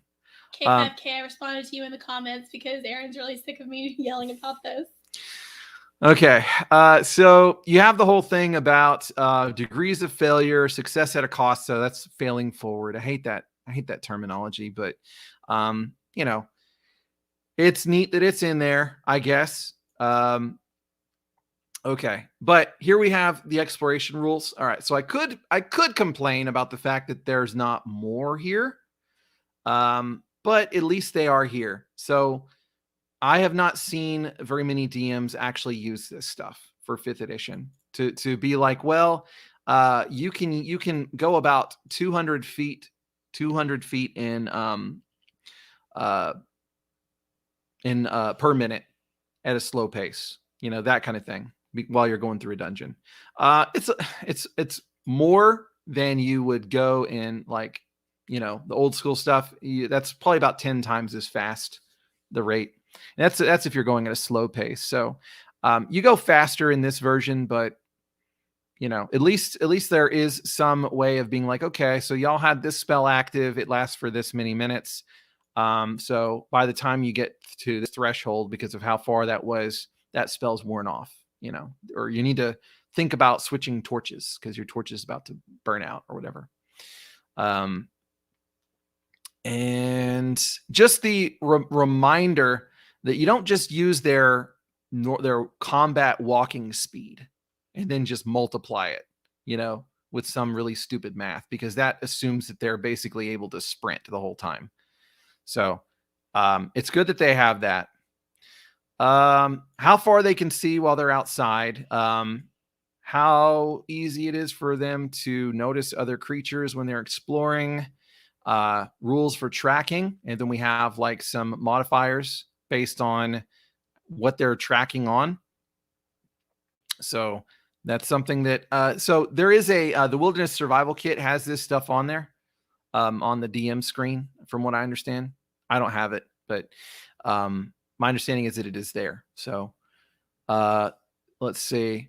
So here's the whole thing about like starting attitude with creatures and then being able to influence them, changing their attitude with your ability to, persuade them, deceive them, that kind of thing. So this has a more concrete method for doing that pillar of play that a lot of people I haven't really seen use. They're just like, well, I'm just going to set a DC and we're fine. This has something a little bit more in depth. I think it's kind of cool. And it kind of tells you, it doesn't matter if you roll a nat 20. Well, actually, it doesn't say anything about nat. It's just DC of 20. Your hostile creature is not going to go out of their way to help you. They're not going to put themselves at risk because they don't like you. They're hostile. Some people are like, you rolled a nat 20? Oh my God. They have to worship your feet, that made me think of foot fetishists for some reason. Okay. So that thing it's kind of neat. This part's useless. Absolutely. It's just like, here's how you get people's attention with your, like using voices and stuff. Okay. We're about to get to some optional rules. That's the stuff that we're really trying to work toward. This is actually a pretty neat thing right here. So not bothering to roll for large groups of attacks, because then you can just use the probabilities. So if you need to roll a 20, if these guys need to roll a 20 to hit somebody, it's going to take 20 of them to hit one person, because it's a 1 in 20 chance. So instead of rolling 20 dice, just being like, yeah, one of them hits you. There you go. I like that. I like that they put that in there, because it saves you time. So that's cool. Nah, let's forget about that. That's not interesting. All right. The rules for chases are here. And like I said, they're kind of neat because it puts a limit on, it puts some stuff there that a lot of people, I haven't seen them use, where, yeah, you can run out of juice. You're not able to keep up with them anymore. You need to take a breather because you've gone beyond the amount of time that you can spend sprinting, and you failed your check. And so now you're getting exhausted. You gain 1 level of exhaustion. So a lot of people don't use that. Anything that uses exhaustion is good to me, because exhaustion is a fantastic mechanic and it needs to be used more. Everything should be exhausting. Every time they take a pee, 1 level of exhaustion. I'm just kidding. Okay, but yeah, that's some intense pee. That is some intense pee. Yeah, that's. I feel like we've all had that pee though, when you've held it for way too long, and then you release it, and you just feel exhausted. Yeah. Okay. This chase complications table. I mean, I think it's interesting, but I don't know if I would use it. Basically, everybody rolls a d20 at the end of their turn, and then the next person in line is going to encounter whatever they roll. So. To me, that it's kind of crazy. It involves encountering a lot of stuff potentially, because we're talking about a 50% chance that there's a complication. That's a lot of complications if you have a lot of people. Blackie says, natural 20s on skill checks and breaking the laws of physics is cringe. Yeah, it is. Don't do it. If you're a good DM, you'll. I'm just kidding. I already said earlier. Don't call people stupid. Don't say they're bad. Yeah, I don't. People are gonna rewind and hear earlier. You were like, "You're stupid." Yeah, I know. Do as I say, not as I do. Okay, so designing your own chase tables. I would make it like a 5 and under on the roll means there's a complication, because 50% of the time is too much, just way too much. Is that modified by anything? I think it's just D20. Yeah, it's just D20, so it's not modified by anything. It's too frequently. Tart and I did hashtag Aaron is the hypocrite. Yeah, that's fine. Okay. So diseases, if you want to incorporate diseases, they have diseases in here. Poisons, how much it costs to make them, and or I'm sorry, to buy them, looks like. Okay. All right, so now we're at madness. So you can bring in madness effects and things like that. I plan on using madness in the next game that I run as like, yeah, if you encounter some kind of Lovecraftian creature, then madness is something that you're gonna have to worry about. And maybe indefinite madness. So those things are cool. We finally made it to experience points. Dear God. And now nobody wants to talk about it. Okay. They might, because I've been talking in the chat about it still, even though I think most of them started to follow what you were talking about. All right. Well, so it says over time you might end up with a level gap between the characters of players who never miss a session and characters belonging to players who are. Hold on. This is assuming that you use XP points. But I'm saying that either way, it's the same. People were acting like it wasn't. It's the same. You can still. No, they would never say. They would never say that if you use XP that people would end up with different levels. No, that's not what they were saying. I think that they were saying that like it would feel weird. No, but people were saying it's fucked up if they miss a session and you're doing milestone and they don't get the same level up. I'm saying that happens with XP too. Yeah, but then you get it at the next session. You don't have to wait until the end of the next character arc or story arc or whatever. You don't with milestone either necessarily, unless with your milestone you're being like, everybody has to wait until I decide you all milestone up, when I was saying that's how it works. But no, I was saying that it would be even better if you did that, but you also did like, damn, you did a really cool thing that was in character, or you've been going through it and you've been really on your game. So I think you've earned a little extra boost and now you've leveled up or whatever. But you'd have to have like I said earlier, you'd have to have a table full of people who were like mature and could deal with that. It rewards players for like that's some Oprah shit. That's some Oprah shit. You level up. I don't want to do that. It's literally the opposite of Oprah shit. Because it's Oprah shit to be like, you all level up even though you didn't do a goddamn thing. Well, yeah, but I mean, if you instead of using like incremental rewards, you're like, here, you get the full money. Here's a level up. Like that's a big thing. I mean, but I don't see having to add more numbers to my paper as an incremental reward. Maybe that's the problem. That is incremental reward. Somebody else was all like, oh, it's a consistent dopamine high. You work your way to it. You're still working your way to it, but it just doesn't have to be broken down into numbers. It's the same thing. And I like it better if you reward players for being present, for being active, for being involved, rather than just sitting there with their heads up their asses. Why with the XP system, with the number system, would everybody get to level up after you just did this fight where everybody was working their asses off and player over here was like, I'm just going to hang back. I'm going to hide. I'm going to wait. So why should that player get the same amount of XP as the players that were working their asses off? No, I agree. They should get less. Less, like maybe these people get to milestone, or this person gets to milestone, but you don't because you didn't do the thing. But again, so how are you gonna track whenever they've earned it? Are you gonna try and keep mental note of, well, the last few sessions they weren't contributing much, so yeah. You do. You remember what's been going on over sessions, and you feel it. It's a feeling in your heart, bro. I think that's a little bit too easy to be mistaken, but that's just because I have so much more to remember. Usually, but I feel like if you're the DM of all people, you should be the one with the unbiased opinion of who's been putting in the time, putting in the work, rather than I'm usually focusing so much on everything else that it's easier a lot of times for me to be like, oh, you got your level up. That's awesome. Good. It's weird. One less thing for me to have to worry about. That's literally weird. But to me, that's one of the things more at the front, while everything else comes with making shit up as you go. Okay, I don't want to say that. That sounds irresponsible. But it comes along with you know, you already have, if you're getting ready to sit down and do a session, the stuff that you are quote unquote planning for is already there. So you don't have to hold any of that in your mind. So for the rest of the time, you have to be involved with your players, and you have to be these other NPCs, and you have to do all of these things. So you know what the experience is. That's not really making a mental note. I mean, you are there when you're playing, right?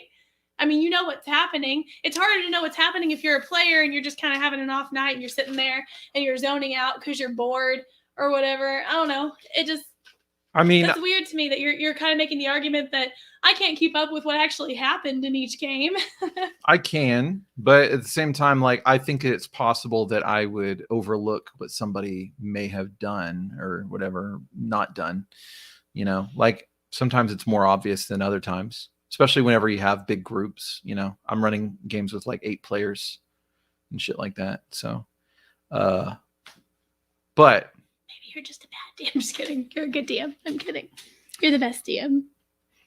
You know, I spend a lot of time trying to put like towns together and shit, and you know, see, I don't like to do that. Using procedures. Well, I mean, I feel like it might be easier for you to keep track of what you do because you don't do as much of that stuff. Well, yeah, and it's not that I don't want to. It's just that I don't see the point in doing all that when so often they end up going rogue and going their own way anyway. So you kind of have to improv like stuff happening because they go so, at least that's been my experience whenever I've run games, they go so far off the map that it's like, well, why did I waste hours of my day coming up with this whole city that they're not even going to be in, you know? So I guess that's why it seems like it'd be easier for me, because I do tend to come up with a lot of that as we go, like the setting and, well, not the setting, not the grand scheme of the setting, but I mean, like, you know, I don't need to keep up with NPCs and how they'd react to things, because when they encounter an NPC, I become that NPC and I know how that NPC is going to react, and I can remember who they are if they come back to them again. You know what I mean? I don't, you know, not that I wouldn't take notes. I'd probably take notes to remind myself, but I don't know. We just disagree. I'm just rambling now. We just disagree. I don't think we disagree. It's just that I like, I need my notes and shit generally, because there's too much. The world is too fucking big. And if I don't like. Not if you play Strixhaven. Because you can't leave the school. So anyway, back to the point at hand. They do legitimize the idea that open the comments. They do legitimize the idea that XP or people are going to have like level up differently and stuff like that. And because a lot of people I know, they're like, you shouldn't let the players that be at different levels, because then, you know, at different power levels, then it's going to be ridiculous or whatever. So no, that's what makes it fun. The anarchy makes it fun. Well, real quick. Adam Nelson said, or you can just use a number. That sounds like hell. Why would I want to try to keep up with all of their numbers? You don't. Am I just supposed to trust them to do it? Mm-hmm. Sounds like it, but y'all were just over here acting like the DM can't be trusted to keep up with knowing what the experience has been like. Hello. If I'm going to trust one thing over the other, well, it's not going to be that the players are going to be honest about their specific number of XP, especially when you have a player like me who is probably going to forget to write it down. So, you know. Well, you know, I have the added benefit of putting it in a Discord thing. It says everybody earned this amount of XP that was here. And, you know, so. But yeah, for the most part, I trust them to do it, because if they lie to me, then, you know, that's sad. Yeah. They live sad existences. Yeah, I don't do the whole auditing thing. It's too much work. Dark Knight tells me I should use L&D level up method, for God's sake. Yeah. Just stop shitting on our method and just do yours. Okay. So now that I can actually talk about it now. So you get XP for combat in 5e, but you can award it for non-combat challenges. So there you go. So milestones. So interestingly, milestone is conflated with level advancement without XP, but it's not exactly the same thing. Interestingly, I didn't notice. I didn't notice that. Okay, so milestones is basically if they have accomplished something then what you do is you treat that a major milestone as a hard encounter and a minor milestone as an easy encounter. So basically, you're still awarding XP, but you're basing it on what level they are, and if it was a major or a minor milestone. So milestone, interestingly, is still XP leveling. It's this one that's not XP leveling. Level advancement without XP. You can do away with experience points entirely and control the rate of character advancement. So based on how many sessions they play, when they accomplish significant story goals in the campaign, in either case, you tell the players when they gain a level, when their characters gain a level. Can be particularly helpful if your campaign doesn't include much combat or includes so much combat that tracking XP becomes tiresome. So then it has session-based or story-based or whatever. So I just thought it was interesting. Everybody talks about milestone, but milestone is still XP. Lol. Indigo said XP rewards provide greater incentives for players.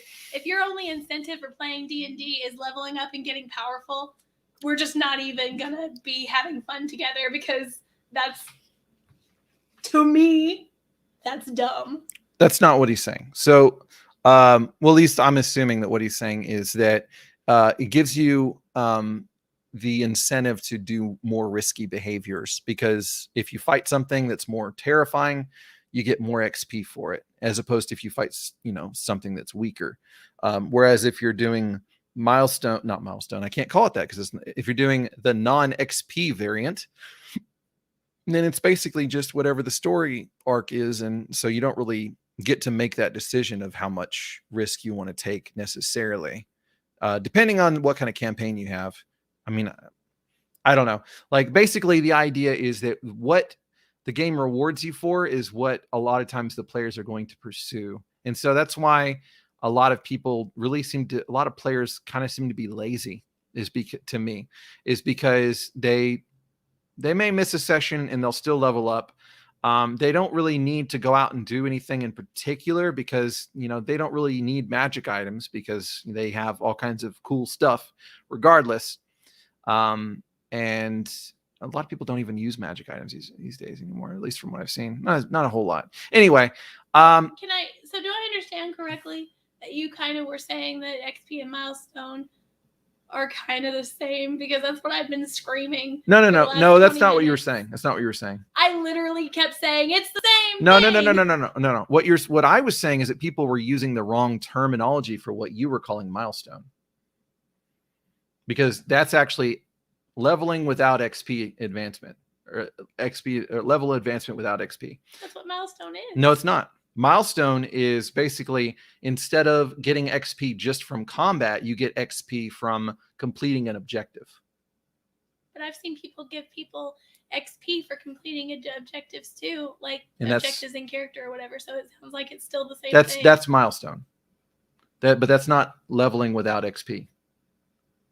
Okay. So yeah, it's different.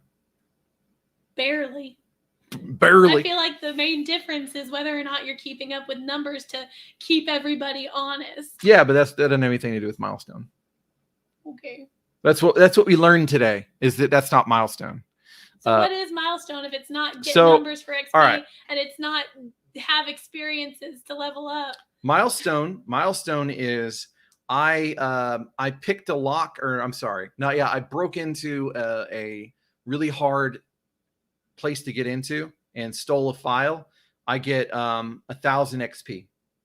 No, that's XP. No. Like, I literally just showed everybody on the pages in the DMG when awarding. Okay, you can also award XP when characters complete significant milestones. When preparing your adventure, designate certain events or challenges as milestones with the following examples: accomplishing one in a series of goals necessary to complete the adventure, discovering a hidden location or piece of information relevant to the adventure, reaching an important destination. When awarding XP, treat a major milestone as a hard encounter and a minor milestone as an easy encounter. So the idea is that you look at how much an easy encounter is supposed to be XP wise for the encounter budget, and then you give them that number. That's what milestone is. Well, then fuck it. The milestone isn't even what I'm arguing is better. That's what I'm saying. It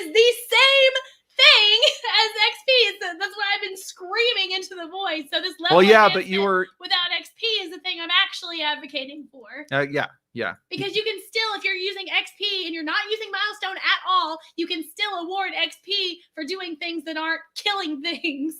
It's the same fucking goddamn thing, with milestone maybe arguably having less steps to do it. So this leveling without XP thing is the thing I'm actually wanting to do. There you go. Okay. So whatever. That's yeah. Screw you guys. That last part was true. Okay. So all right, now we're at chapter 9, and this is where Eron the Relentless I think it was him, was saying that this was the good chapter. And I agree. This is the chapter, I think, chef's kiss. I think that this is the one, like this one combined with the other stuff that kind of plays into downtime and all that kind of stuff. That's the stuff that to me, I'm like, why don't people use this? This is actually really cool. Okay. So the first one is your proficiency dice. So instead of having a flat proficiency bonus, this is something that Chelsea might like, might not like. Probably not. I'm probably going to say she wouldn't like. Instead of that, you roll another dice. So from first to fourth level, if you're proficient in something, instead of adding a +2, you roll a D4 and you add that to your D20. I'm actually kind of okay with that because I don't like having to remember that I'm supposed to +2 certain things. I would rather remember I'm a very tactile person though. So instead of it being numbers in my head, I have to remember, I think, oh, I have to add this. I have to roll and then add this to, whatever. I like that better. So I like this proficiency dice thing. It's less predetermined what the outcome is going to be. So yeah, basically you roll, it's randomly determined what the bonus is going to be. So D20 plus D4 plus whatever your modifier is. And there you go. All right. Skill variant, dispensing with skills and just using your ability scores. And then having that based off of your, what you're proficient in based off of what class you are. So you get to choose which one of these that you might be proficient in. I don't know how I feel about this one. I don't hate skills so much that this would really be a thing that I feel like I would need to use. Because if we're just, doing a D20 system anyway, and it's like, and it has that kind of makeup, I feel like I would probably keep the skill system for that. That's just me. Like, we've already got a lot of backbone there built for it with the, you can pick this proficiency or that proficiency and expertise and all that kind of stuff. So I know Brad is trolling, but he says, what do you guys want next from Aaron's week of 5e love? 1, Bard is the best class. 2, who needs exploration anyway? Or 3, compilation of favorite Critical Role moments. I'm assuming CR's Critical Role. That's what it usually is. Yeah, that's what I think that's what he means there. All right. Background proficiency. I mean, this is kind of the thing that they do in 13th Age. So they need to credit 13th Age for the idea. But basically the whole thing is, if it applies to your background, then you're proficient in it. So that's real simple. Brad, why? Personality trait proficiency. I'm not really big on that one personally. Hero points. I'm not really big on that, but I'm not really an epic fantasy guy. So, but this is an interesting option for people that want epic fantasy. Maybe that's good for them. I've heard some people say that they really like it. All right. So new ability scores, honor and sanity. I think that the honor score could be really interesting with, it recommends using that for like a Kara tour, or something like that has kind of like samurais maybe. But I mean, you've got like knights and shit. So I mean, I feel like if you had a cavalier, this would be a good class. Like that'd be a good class to use an honor ability score, or even I would do that perhaps with your paladins. I think that would be an interesting thing to use with paladins. Basically the honor being do you stick by your code? in that code being the thing that you have to stick by pretty much, or else bad things happen. Maybe that'd be a bad thing to do because it would inevitably set it up where, well, you failed, so now you did the bad thing, you succumbed to the temptation, and so now you lose all this terrible stuff or whatever. But I don't know. It's something to think about. I like the idea. So you would do honor checks to see like if you know how to handle honor, how or how to appear honorable, to know if you're doing the right honorable thing, and then honor saving throws whenever you have to test your honor, to be able to avoid an accidental breach of honor or etiquette, resist the urge to respond to goading or insults, that kind of thing. So I think that that's cool. Sanity. A lot of people are probably not going to be big on this, but I absolutely would love to bring in sanity. And if you fail your sanity saving throws and you fail them terribly, then some bad shit can happen. I really love that idea. All right. So then we have fear. I mean, I don't know why that's there because I'm pretty sure that that's there anyway, isn't it? I mean, the fear condition. I mean, okay. So it's something that certain monsters can give you, but, so yeah, I guess that's what they're saying is, well, you could just use it in general whenever they're screwed. And I like that. Okay. Horror, this being even worse. So that's when you can get the short-term or long-term madness if they fail horribly. So I like that. All right, now we're getting into like the gritty stuff. So this is the stuff that you can start customizing the game to get closer to what I'm interested in doing with it. So healer's kit dependency, maybe. That's something that I would consider. Basically, they can't spend hit dice to replenish their health at a short rest unless somebody uses a healer's kit or a bandage to treat their wounds. I don't know that I would use that particularly because, again, I don't think of HP as being meat points or anything like that. So, taking damage doesn't necessarily mean that you're actually cut up or scratched or anything like that to me. It doesn't necessarily mean that you aren't at all, but not to the point that you need to actually be like any serious first aid or anything like that. I feel like the healer's kit is really going to be like the serious first aid. It's going to be whenever that's going to be necessary. So me personally, I probably wouldn't use that. Healing surges, ironically, I might be okay with that being used. So basically it makes it where they can use and this is something from 4th edition. So, a lot of people are going to be like, oh, but basically they can use an action in order to spend their hit dice in the middle of battle.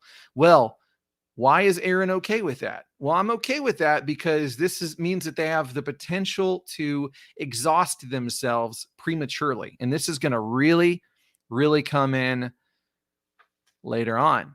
Okay, so they can spend those hit dice in the middle of battle in order to get their health back in battle. But okay, here's the thing that it does that I wouldn't do.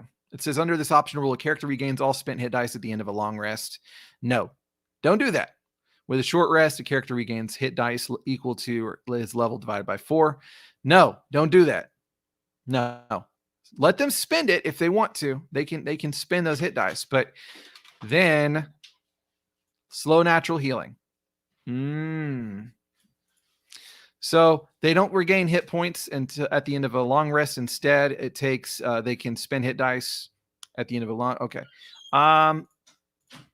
So yeah, I would say you don't get hit points at the end of a long rest necessarily. Well,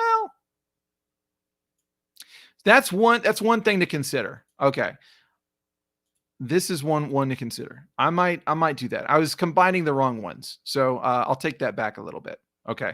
So I would combine this one with the healing surges. Although I would say this whole thing where they don't get actually no. So yeah, we'll do the healing surges. And we'll do gritty realism rest variant. So short rest, 8 hours, long rest, 7 days. Now, think of what that does to a campaign. Now, a lot of people are like, oh my God, that's such a long time and all that kind of stuff. Well, again, yes, that's true. That is a lot of time that they have to spend, resting in order to get all of their spell slots back and everything. But it also means that for those of us that don't want to have combat happen all the time in a single day, in order for that day to have some kind of meaningful, effect on them, then you have a good way of doing things here. It also means that they're going to be more reliant on their resources that are not their spell slots. They can't just nuke everything with their spells and then get a long rest and they're good to go. No, they really might want to consider using some magic items. They may want to consider using henchmen, using just all kinds of stuff, like that really, it makes them have to think about how they use their resources in a completely different way. It says that it's good for campaigns that emphasize intrigue, politics, and interactions among other PCs. You're lying. That's not necessarily all it has to be. I mean, yeah, you can do that in order to slow the game down and to make training and all those kinds of downtime rules happen. But if you use gritty realism and you use all the other things that we've already talked about, then all that stuff really starts falling together. Now they have time while they're in town. A lot of time is passing because it takes them a whole fucking week to get all of their spells back, to get all of their health back, to get all that stuff. So now it's more feasible for them to spend, 10 days training, to spend, a year building a stronghold, because a year is what 52 weeks. So 52 long rests, baby. And that's assuming that you spend the whole time just sleeping. So it's making magic items, all this stuff. Let's see. So there is the epic heroism if you want to go the opposite direction, but gritty realism. Now that she's not here, nobody's reading comments, so I feel like I have to now. Okay. What else?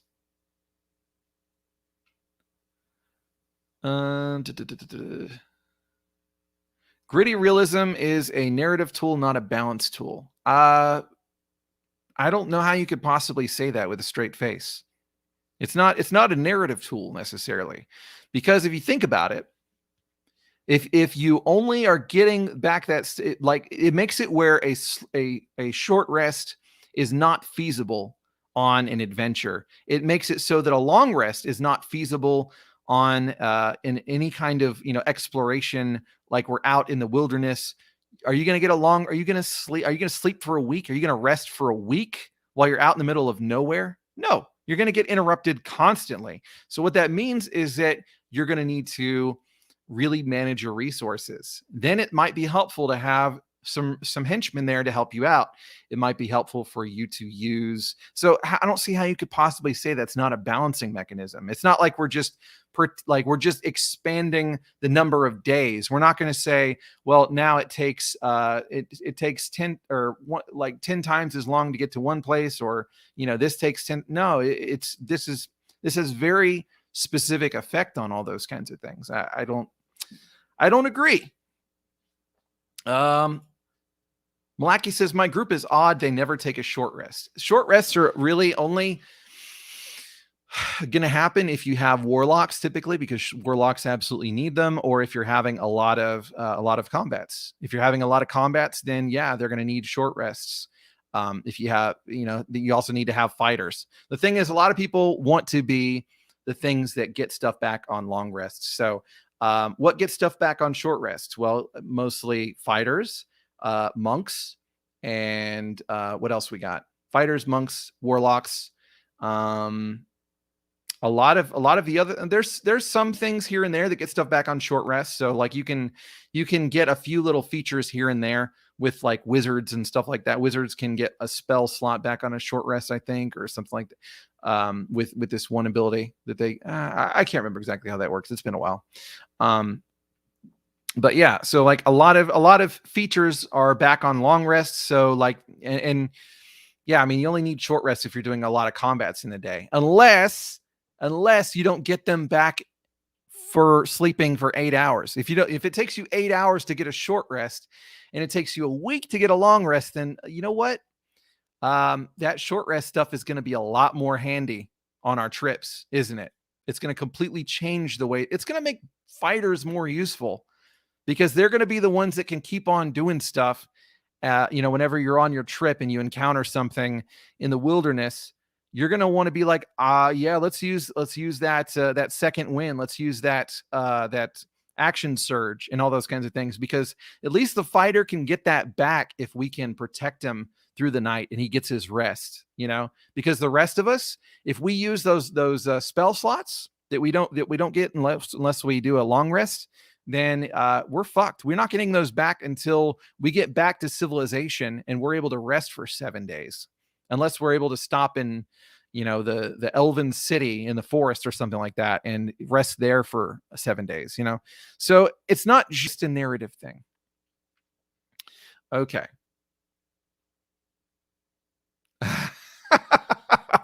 The sound of pleasure Aaron let out at slow natural healing was borderline cringe. You know what? But it was worth it. Death to... y'all are gonna make me have to shill for 4E. If you keep on hating on things and I feel like you're being uncharitable, I'm gonna have to take up the defense of them. That I'm a contrarian. I'm sorry. It's just gonna happen. Just shift hit die expenditure to long rest and allow for only one short rest hit die expenditure with a medicine check plus healer's kit. That's what I did. Well, I'm not wanting to do house rules too much personally. I'm wanting to see what I can do with the rules as presented. With the rules as presented in order to make it work for me. Let's see. No Fun Allowed says, I just wrote a whole bunch of rest variants for 5e for both short rests and long rests. I feel like you should be aware that on Twitter they're accusing you of admitting to a foot fetish. I don't have a foot fetish. Trust me. I actually think feet are kind of weird. Something about how they got me to bring up Fatal or something, and you said you admitted to having... I was like, what? I think I would know. Huh. Yeah, I don't know. Let's see. Adam Nelson says, I used Sanity in a campaign. It worked well, but honestly, I preferred the one in Mothership RPG to this one. That's going to happen. Mothership is about that for the most part. It's about horror. I think that incorporating that into D&D could be interesting, though, especially Lovecraftian insanity. Maybe not just like you're scared, but just like this is too much for your brain to handle, because that brings the weird. You're not scared, you're weak. Yeah. Eron says, I fucking love this chapter because it makes you think, do I need a different ability score? What would fit my game better? Are there any bad ability scores? Cough, wisdom, cough. People be hating. Okay. Let's see. What are our things? Okay. Darkness. Gritty realism stops the narrative problem of 30 days from level 1 to 12. Well, actually, you don't even need that for that. You can just use the training rules that are in there, because it takes you at least 10 days to level up, period. So just to get one level. So there you go. I ran it for 2 years at my table is 90% just a narrative tool. I think that's probably because you didn't do it the way I'm going to do it. So I don't know. I feel like I should get you on here and then we can argue about it, because I really am curious how you managed to use this and it didn't have an effect on the balance of the game. Like I don't see how that's possible personally. The idea that you're going to basically take long rests off the table and for as long as they're out on an adventure, and that's not going to have any kind of effect on things. Just I don't know, Hawaiian, I guess. No, sausage and pepperoni, I think. Okay. Yeah. They say that your pizza topping says a lot about what kind of fetishes you have. So, does sausage and pepperoni equal foot? You did say pepperoni, right? Let's see. Yeah. Okay. Adventures in Middle Earth solves D&D 5e and fixes it. I mean, it does something different. It's got cool stuff. I don't know that it fixes it. It changes it. It's shooting for a different vibe. I don't know. Longer rests also allow time for monsters to restock in dungeons. That is very true. Whoa. Okay. So this is where the fundamental thing went off the rails. So he says you are supposed to be giving the same number of encounters either way. With the way 5e is designed, you were just changing an adventuring day from being a day to being a week. No, that doesn't make sense. It doesn't make sense because of the fact that the whole point of it is gritty realism. So it's going to be changing. It's going to be making things grittier and more devastating. You aren't changing the adventuring day to being an adventuring week, because then that's basically saying, well, now you're only going to encounter one group of monsters in the dungeon because that's too many. So basically you'd have to be cutting the numbers of creatures out of the dungeons. You'd have to be cutting it out by, I guess that would be cutting it down to 1/7. And no, what you'd be wanting to do is basically, instead what you're doing is you're making it where they can only handle things that are not as strong, and they're having to use more resources to overcome it. So no, you don't cut down the number of encounters. The number of encounters are going to be the same. I don't think that that's what they meant by an adventuring day, that you would expand that to compensate for this gritty realism. I think that, yeah, there's the nature of our disagreement right there. Okay. Let's see. Iran says, I want to see Aaron do 4E videos just to piss all of you off. Yes. Okay. You want some stuffed cheesy bread? If you want it. I kind of want it. Honor and sanity equals we ripped off Chaosium here. Sanity probably. Honor, wasn't honor in Oriental Adventures? I mean, I guess Chaosium may have still done that first, actually. Okay. Because an adventuring day is the same number of encounters if you run an adventuring day the way it is written. Well, first off, the problem is that you're considering the adventuring day, honestly. The adventuring day is something that should be completely disregarded. But even then, I really don't think that that's what they're talking about whenever they say an adventuring day is going to be the period of time between you taking a long rest. I guess that's what you're trying to say, is that, you should now have 8 encounters over the span of a week or something like that, which it's I don't think that that's what it's saying. But again, like the biggest problem is that you're considering the adventuring day as something that should be heated, which it shouldn't. Absolutely not. There's no reason that I should build my world in such a way that you only run into this many things, and they should be, all of that is garbage, personally. Garbage. It's garbage. Okay. The only thing that CR is good for is just giving you a rough ballpark of like what how deadly these things should be to you, and that's it. Okay.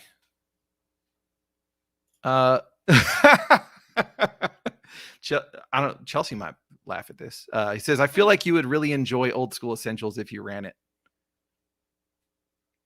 Oh, I guess you probably don't know. I not only have I run it, I've made many videos on it, and I feel like you talked about it. Old School Essentials is my jam. I wonder, did anybody else notice that? Let's see. Oh, I don't know what Euron is talking about, but Euron says he likes us, so they'd watch regardless. Oh, that's nice. My heart. That's nice. But yeah, so you should have been in our Old School Essentials game. I ran it on the public public, basically West Marches style on our Discord for a while. But yeah, I would like it if I ran it. I do like it. Okay. In our gritty realism, most intelligent beings don't want to die. So unless they outnumber another group by far, we have reaction rolls. Is that a thing for the DMG for 5e? I don't think so. No. So that's one failure. That's one failure that I have not seen anything like that. So let's get through the rest of it, because I'm pretty sure it's not in there. But okay, so we got firearms, explosives, grenades, alien tech. So all that's just more stuff that you can use. Plot points. So this is for people that like that kind of thing. So this is kind of story gamey stuff. You give players some control over the narrative, the world, basically. So it breaks some rules of RPGs for me. And so no. All right. Combat option variants. All right. So initiative score. So instead of having to roll every time, you just 10 plus dexterity. Dexterity is already really powerful, and some people don't want to add more power to it. But, it also, maybe it's worth it to you to just be like, now it's in order of dexterity. And that's not the only time that we've done that in D&D's history in the past too. So I'm trying to, maybe it was Holmes edition. I can't remember, but one of them used that as well. Side initiative. This is probably what I would do, is side initiative. So, you roll a D20 for each side, and yeah, there you go. Speed factor. This was interesting to see. So, because this is, you can see a little bit of what Merle's ended up doing with his initiative system that he recommended people try outside of that he didn't put in the book, which I actually thought was really neat. With that one was basically depending on the speed of the action that you're doing, you would roll a smaller dice if it was a really fast action, like using a dagger or something, and then you use a big dice, a big die, if it was a really slow action. And so that way the person who rolls lowest goes first. And I liked that. This is kind of in this, like this feels like some AD&D second edition stuff, and I like it. I don't know if I would use it though, because I just don't know. It gets a little bit complicated whenever you have bonus actions and major actions and or full actions, and I don't know. It just gets a little bit wonky, perhaps, but it's worth trying if you want weapon choice to matter more, because now all of a sudden using a light weapon means you're going to go first, probably. Casting a low-level spell, casting that magic missile, it may help you, compared to not, like casting, I don't know, something high level, casting the fireball. You might be able to get off the spell quicker. So that's neat. And then, of course, the bad guys, the big bad guys, them acting more slowly is kind of cool. So I like that. What else we have? Well, these are just combat rules. Yeah, these are just combat rules that you can use. So some of these, it says options, but I mean, these are just good resolutions. So I guess this one's kind of weird. Not really kind of weird, but it's kind of different. The marking option. So that you can get advantage on opportunity attacks against them. It's kind of weird. Overrun. This one is really, I feel like this kind of happens naturally. Just the idea that you can't move past somebody is kind of silly. But here's a check that you can do, and you have advantage if you're bigger than them, and you have disadvantage if you're smaller than them. It's kind of funny because there's like some creatures that are smaller and they should be able to go through them anyway. I feel like, but at least with a check, I don't know. So shove aside, pushing them out of the way instead of pushing them back if somebody's in your way. Tumbling through somebody. somebody's space. Okay, so this one is something a lot of people, so people that complain about how there's no way that you might accidentally hit an ally by shooting whenever an ally is between you. Here you go. Because basically they're considered cover, it's harder to hit the enemy. And depending on if you roll, and like, let's say because they're behind in one of your allies, that they get a +2 to their armor class, and you miss the attack by that 2 makes the difference. You hit your ally. So there you go. It's a great rule. Great fucking rule. Easy peasy lemon squeezy. Cleaving through creatures. I'm not particularly a fan. It's okay. So that's the whole thing of like, if you do excess damage, then it can cut through and go to the next person, and it can keep going through them until you run out of damage. All right. Injuries. So you have this here for if you want the game to be more damaging. And again, this is something that I really would love to use. So this is a pretty big one. If they take a critical hit, then they roll on this thing. Ooh, man. So like that's going to happen pretty often, especially if they're up against something that has an enhanced critical hit range, such as your champions and things like that. But at the same time, this is pretty fucking cool. This is pretty fucking cool if you ask me. I mean, the best case scenario, if you get struck by this thing, you just get a scar. That's a 20% chance. But then festering wound, that is pretty ugly by itself. And then it just gets worse from there. Broken ribs, horrible scar, internal injury, limp, lose a foot or a leg, lose an arm or a hand, lose an eye. Woof. Those are rough. But these circumstances, other than the critical hit, shouldn't happen too often. Just dropping to 0 hit points or failing a death saving throw by 5 or more. Yeah, that's I like it. I would not mind using it. Massive damage. So again, if they take half of their hit point maximum in damage, then they have to make a saving throw, or else they are going to suffer an effect that's on this chart. And it's anything from they can't take any reactions, which is to they drop to 0 hit points. And then this one's they drop to 0 hit points, but they're stable. So there's a 30% chance that you're going to start dying, possibly. I guess it's not a 30%. It's a 10% chance that you start dying, but there's at least a 30% chance that you collapse instantly. Okay, so we have morale. So, I mean, I guess somebody was asking earlier about reactions. So if they're surprised, they might flee.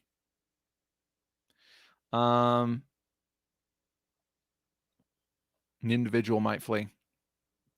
But yeah, so there are rules in here for morale. A lot of people don't know that they're there, but there are rules for morale. It's real simple. It's just a DC 10 wisdom saving throw for the creature or the group's leader. And yeah, it's really simple, but you can use that in order to change. And again, I would use morale with especially with us increasing the deadliness in every other aspect. Definitely, I would use morale. All right, there's all this stuff about making monsters, and it works. It's decent. Okay.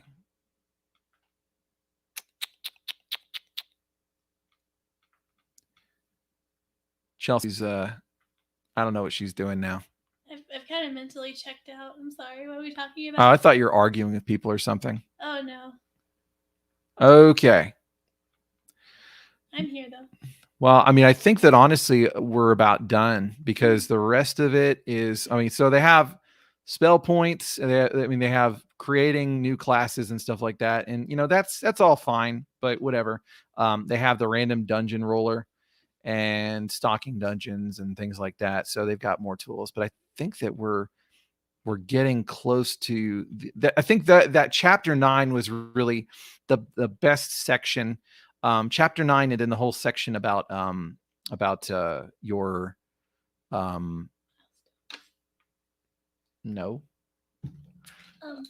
Yes, it's probably a good thing because I was fixing to kind of say like I shouldn't have been yelling at people because now my throat hurts. And so Good job. I was gonna dip out and not talk anymore. All right. Yes, I think we're done. Yep, that's it. Okay. So that is the 5th edition Dungeon Master's Guide and the stuff that I found to be particularly interesting. Okay. Let's see here. This 5e DMG must be the most unread book in all of D&D. How does 5e take a long time? Okay, I guess somebody was saying it takes a long time to make a character. It doesn't take longer than 3rd edition, I'm pretty sure. I don't think it takes that time at all. That long at all.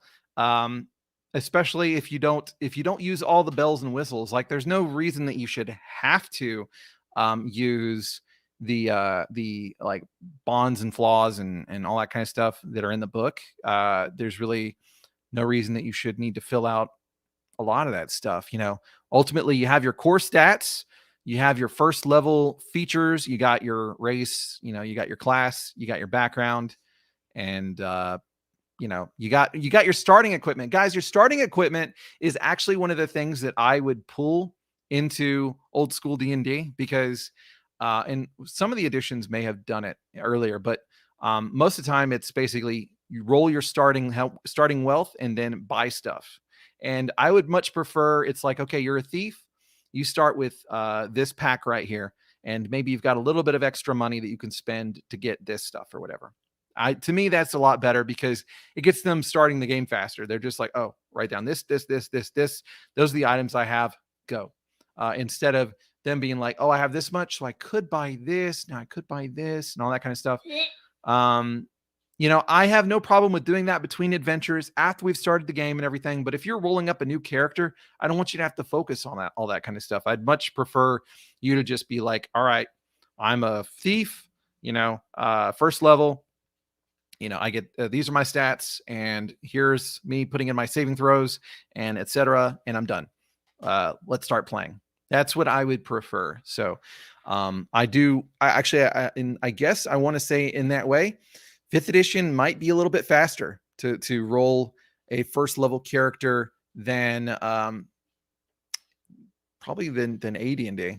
I think it could be a toss up. I think I could do it very quickly. It's just like, how long do you agonize over, stuff? And yeah, first level, like there's really not a whole lot of stuff there. There's really not like maybe choosing your proficiencies, I guess. But even then, there's only a few options to choose from. So it's really not that bad.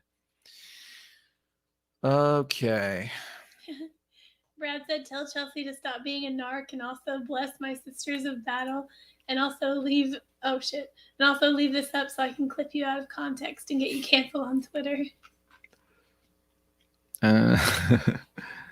Let's see. Make rapiers deal a d6 damage. But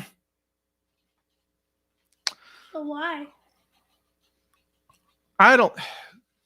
Well, I mean, but I don't. So I don't know. I'm okay with them doing D8. I don't really care. I used the speed factor in OSE for a while. It was hot. I don't remember OSC having speed factor. I guess that was in OSC Advanced, which I don't remember OSC having that. Weird. That is weird. I might have just skipped it completely because with OSC, I'm like, oh, I'm doing Mold Bay Basic. I might as well just, keep that initiative shit really quick. Oh, no, he skipped guns. Yes, I did. Not because I don't appreciate guns, just because I really don't have anything to say about it other than, do you want to use guns in your setting? Then use this section right here. Initiative should be either wisdom or intelligence based. I don't really have any particular feelings on that either way. I mean, initiative is all just about. I mean, if we're already using your surprise checks and things like that for wisdom, I don't see why we would need to bring that into initiative as well. Um, I mean, I guess you could say your reaction time, sure. But even then, I mean, that's kind of what we use that. I feel like we're kind of double dipping at that point, but I don't know. Um, intelligence based. I don't know. I feel like intelligence is like analytical ability and ability to process information and to memorize things and stuff like that. I don't know.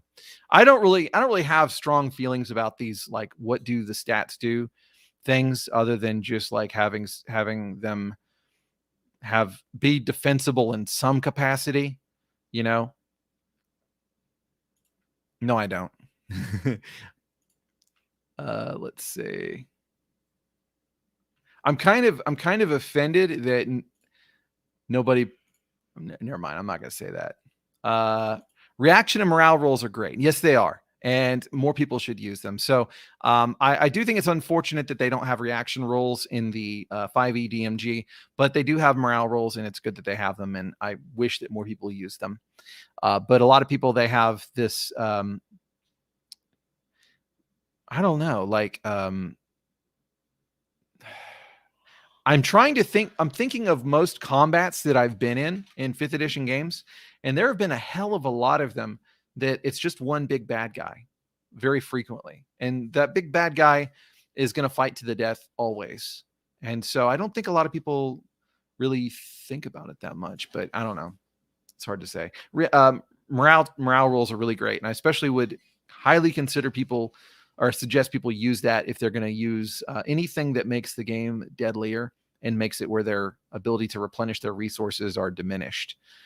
What else? A changed cantrip damage scaling made long rests when hit dice are expended for healing, etc. DMG's fixes were either too little or too much. What did you do to change cantrip damage scaling? See, one of the things that I've noticed is that if you're not doing like a full ass adventuring day, then attack cantrips are really not that big of a deal, unless people are warlocks, because then they're using Eldritch Blast. And I mean, that's basically just them being, yeah. By the way, ban warlocks, or make them pure. There's no such thing as multi-classing. Because then it's like, oh, I don't want to just be a warlock. That sucks. Yeah.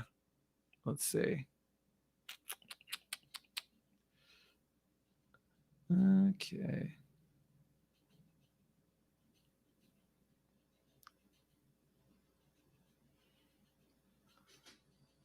Cleaving through creatures is specifically for fodder critters. It's a pretty neat rule.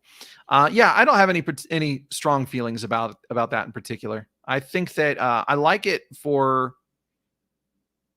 I mean, we use something like that in old school D&D anyway for fighters. You can as many single hit die creatures and it's basically the same concept. You're cutting through single hit die creatures very likely because you deal enough damage to.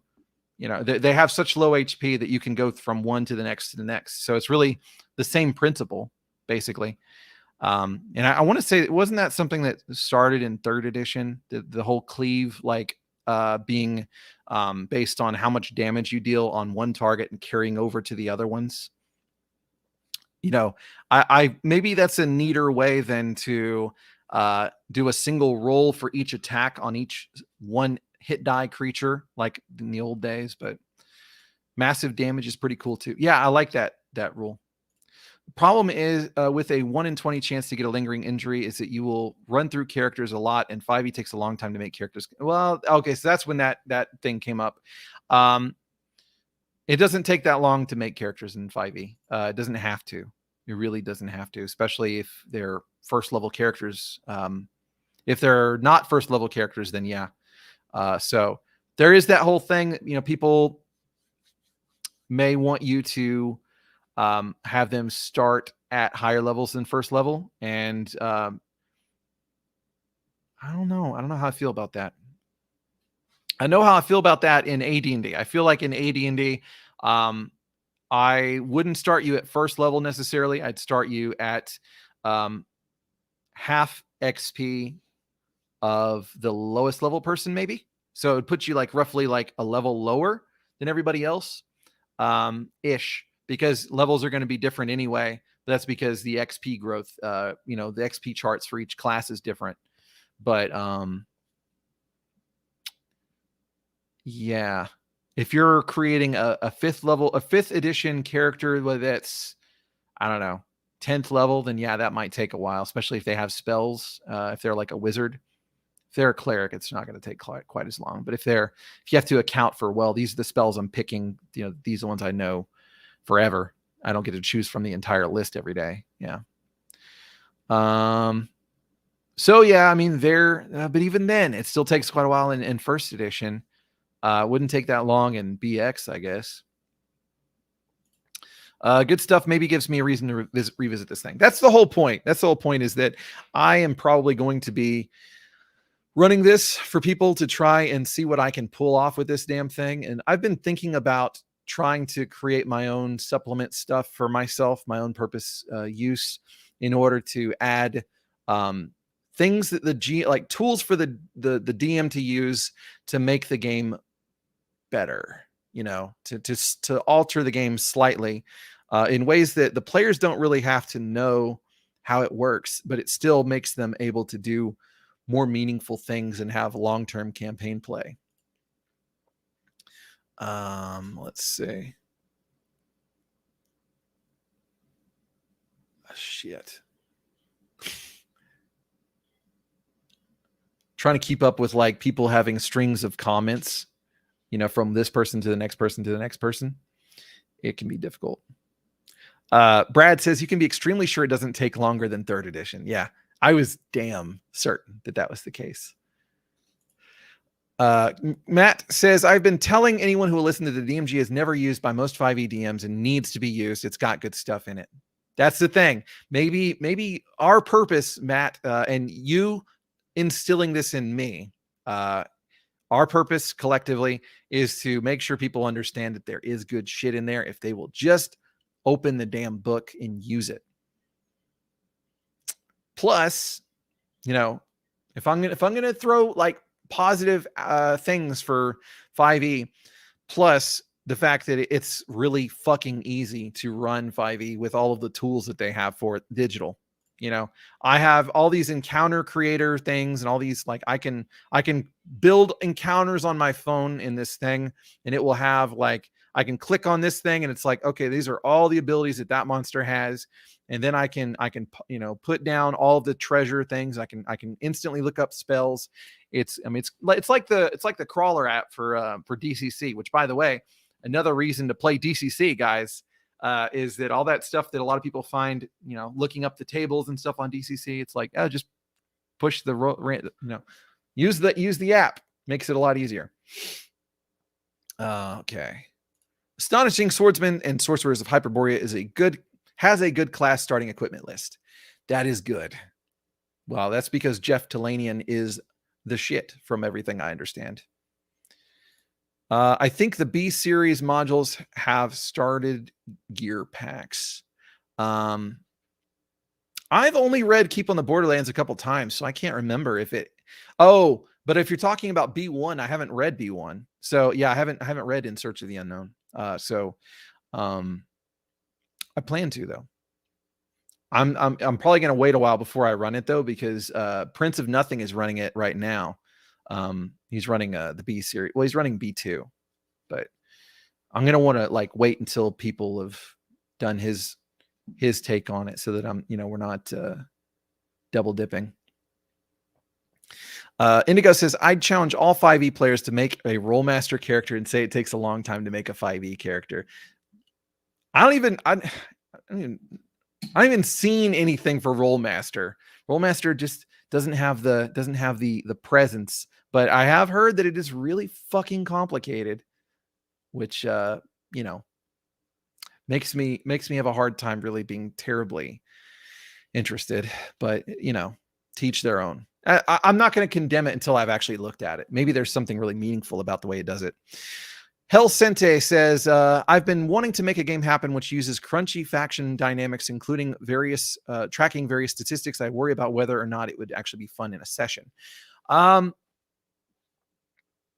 mean, I guess it just depends on how you use it. If you're giving okay, so if a lot of that is procedural stuff that happens between sessions, something that you can be like, all right, so they've developed this much thing, then you can report back to them whenever they start the session. These are the things that are now available to you because you've developed these things with the faction or whatever. I don't know. I guess just how much time are you going to spend at the table rolling and checking charts is the question. And is it going to be so much that they don't want to do it? I think that the way that I'm thinking about doing things is offering them like a list of downtime actions, perhaps, or features. This is the faction that you've gotten this this high of a status with.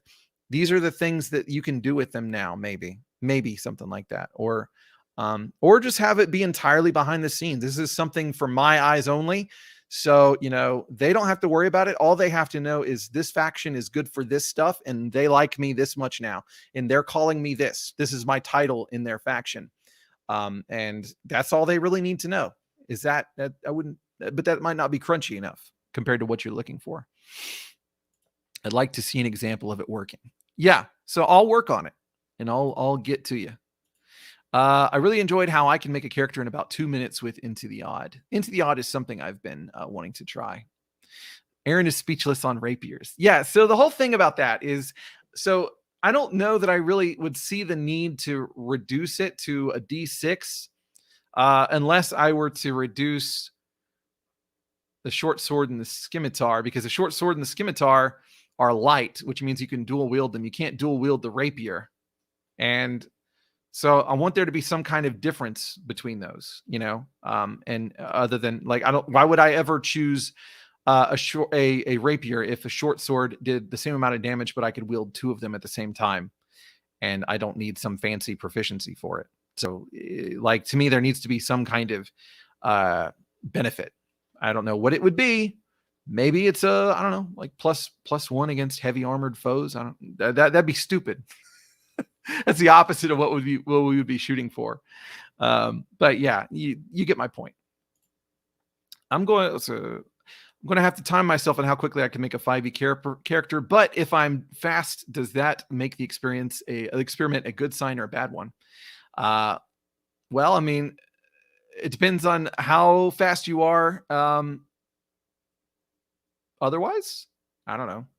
Depends on how complicated it's hard to quantify that kind of thing. I can roll up a fighter in 5e and very, very quickly. I'm like, okay, here's my stats. And here's, I'm going to have a second wind, and, here's my equipment. Here's my race. Here's my, it's hardly takes any time, but whenever we're having to pick spells, if I'm a cleric and I'm getting my domain at first level, so now I have to think about choosing which domain I want. It's different. It wasn't in OSC. It was when Merles was talking it up on. Okay, so you used it in OSC. I'm sorry, I misunderstood. Yeah, his system was pretty cool, and it's a shame that he didn't. I liked using Dex for initiative for the first 3 rounds, then Con as the fight continues and becomes grueling, but it was tough to remember to switch once you're already used to the standard way. Yeah, but it's an interesting thing to think of. Smash that like button. Don't want to break my phone. Yeah, don't break your phone. Subscribe.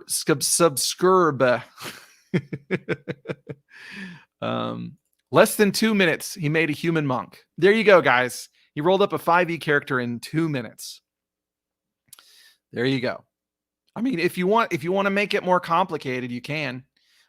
There are some classes are more complicated than others, and if you are including a variant human and you have to think about which feat you want because you're using feats, then that's going to take longer. And if you're going to do your your personality traits and your flaws and your ideals and your alignment and your height and your weight and your age and your hair color. Yeah, it's going to take a while. Got to spend a spell slot to be able to scale cantrip damage scaling. You get 3 times the spell slot in casts for an hour. Huh. I'm confused. Oh, shit. After a week of Aaron's after Aaron's week of 5e love, it's going to be a week dedicated to the best feat in RPGs. I almost feel like I have to do that just for the lulz. But the thing is that you don't know who's like what anybody's feet look like. So are you talking about YouTubers' feet? Who has the best YouTubers' feet? Because then I'd have to do this really creepy. All right, everybody send me feet pics. Venger, Pundit. Oh no, I was going to cut that and take it out of context. Yep. All of you send me feet pics, and then I can judge who's got the best. There we go. You don't know what you've done. I do know what I've done. Cleat was a feat in 5. Cleave was a feat in 5e. Damn it. So not everyone could do it. Yeah. Great cleave equals fighters became the bride from Kill Bill. Man, now I want to watch Kill Bill. Chelsea, have you ever seen Kill Bill? I have, but too long ago for me to remember it. I'll have to see if I can convince her to watch it sometime. I don't know if I'd have to try that hard. All right. Do not delete the stream, Aaron. Damn it, where's OBS?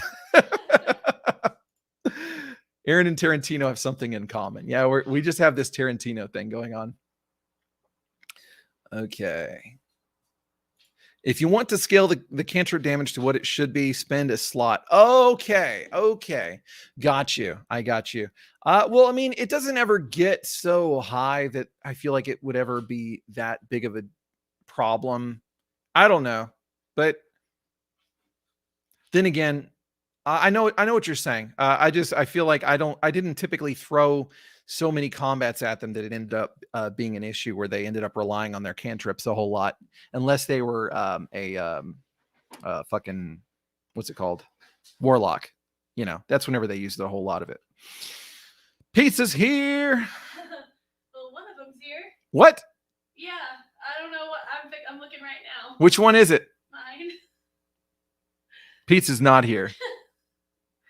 Domino's. You saw me put the order in. I didn't. What the hell? Yeah, it's okay. Pizza will be here in maybe an hour or two. I'll fix the check, but yeah. Okay. So yeah, I hope that this. Okay, here we go. No, I haven't tried any Pathfinder Second Edition's anything yet. I may. Sure, I may. You know, I've looked at. I've picked it up in the local game store, and I've been like, that's like, I don't know, $25, $30, and it's a whole ass RPG. Maybe. And it's also one that a lot of people play. Maybe. But so far I have not picked it up. You know, it has the reputation for crunchiness, and that's usually not something that I'm into. But let's talk about what you said. The method for crits where if you beat a DC by 10, it is a crit success, or 10 under a critical fail.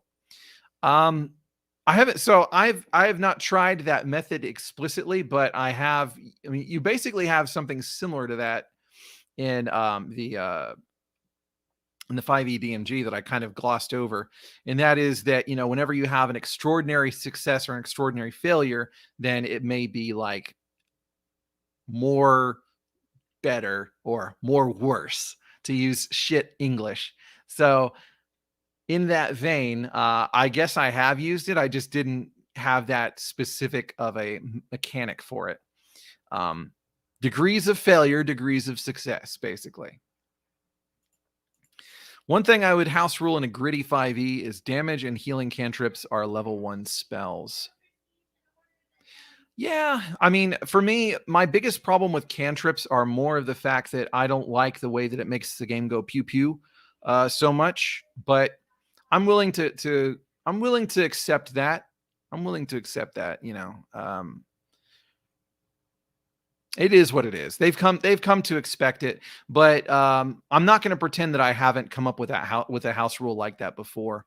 Basically, to me, it was like, actually, I can't even remember what I did specifically. I know it had something to do with your spell casting modifier determined like how many castings of each cantrip you could use for so much time. I don't know, something like that. Okay, this is actually a pretty decent idea. I like this. I made Eldritch Blast a Warlock class ability, not a cantrip, so it's exempt from my cantrip scaling rule. Oh, okay, that's different than what I was thinking. That is very different. Okay, however, there are other ones were not. Okay, so I am going to disagree with you on this one. Now, I'm only going to disagree with you because I feel like that.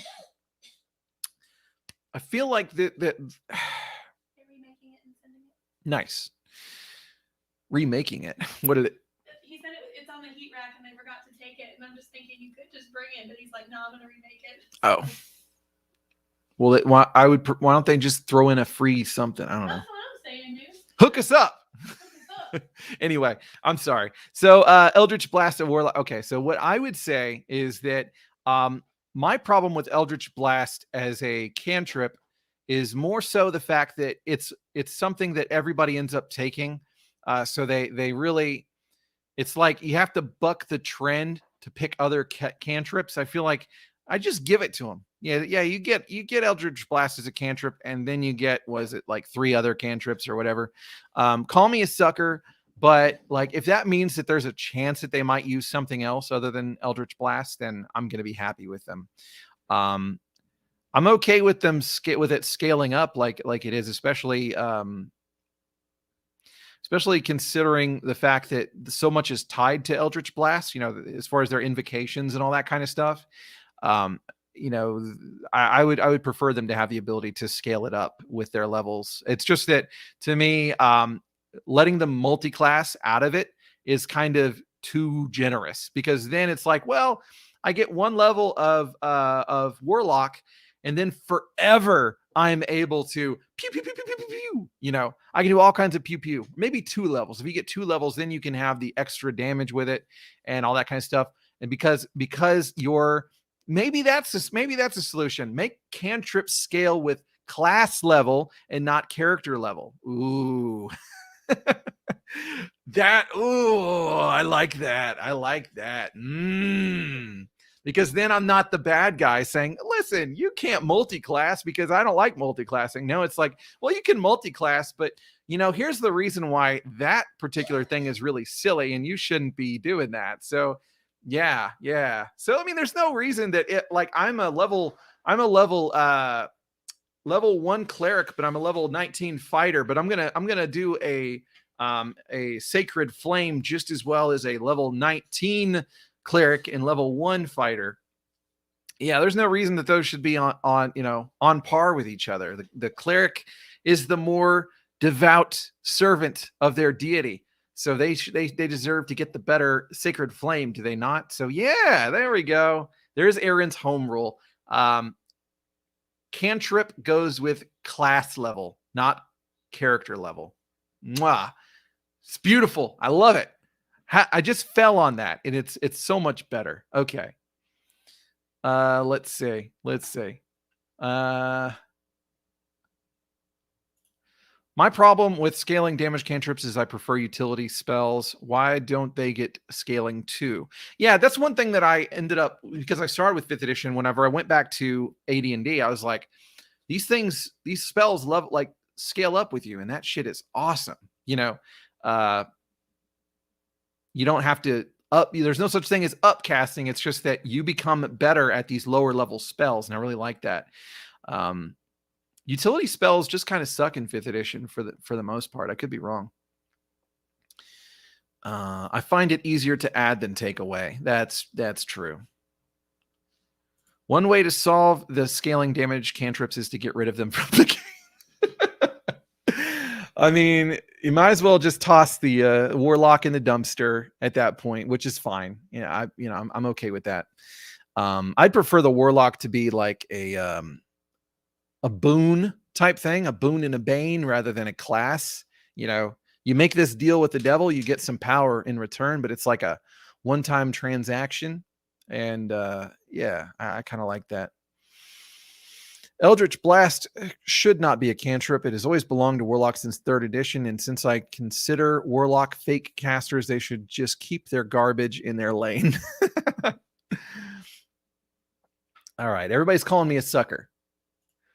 Even better, level is highest level of spell you can cast for the class. Level is highest level of spell you can cast for the class. I'm confused. Yes, but with Eldritch Blast as a Warlock ability, it's locked to the Warlock class level. So only taking 1 level means 1d10 blast forever. Oh, okay. Yeah, I thought it was still going to scale with or I thought you were saying it wasn't going to scale at all. Okay, so that makes sense. Yeah, I'm down with that. I am down with that. That's beautiful. Beautiful. Have you ever ran any level-less spell systems? Yes. So I've run, first off, Morkborg, which, I mean, you know, that's really like, it's a level-less spell system. But there's also, I ran a Dragon Age RPG, which uses like mana points and things like that. And that one works pretty well. I'm not really big on spell points for D&D, but for Dragon Age RPG, it works pretty well. And I like it. You know, the spells they don't get like absurdly powerful or anything like that. But they, you know, they're pretty cool. Why the Warlock hate they are better than bards? I should do a death battle video, you know. Which is worse? Which one deserves to die more, the bard or the warlock? Warlocks, as an adventurer archetype, are better. Like, because the whole idea there is they have better. They appeal to me more, I guess. Mechanically, I'm left hating them just because they have so many features that can make early dungeon exploration just kind of there's certain things that they can get that can just make a lot of that stuff really melt away. Being able to see into magical darkness, being able to read any written length stuff, you know, there's a lot of stuff like that they get that's just like kind of screw questioning things and having to wonder, you know. I know I don't have to wonder. So that's my biggest grief with warlocks, and the fact that they are so easily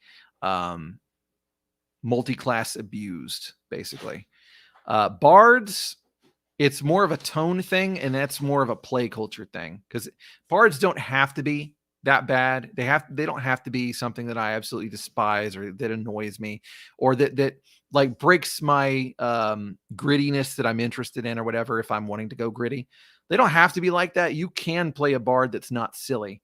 But I do like bards whenever they tend to be less like, whenever they're not just spellcasters, or something like, or maybe whenever, like, I like the old bards of you have to get to like 9th level or something like that as a bard to start getting spells. Before that, you can do enchanting music and things like that, but you're not just a spellcaster or whatever. When I say the old way, I mean, that's not, I don't know that that's accurate, because you have to do a lot of stuff before you get to the point where you can cast spells. So I guess it's kind of true, because you have to get your, like, start getting druid levels before you can do that. Anyway, or don't allow multi-classing soft. Yeah, that's a way to go.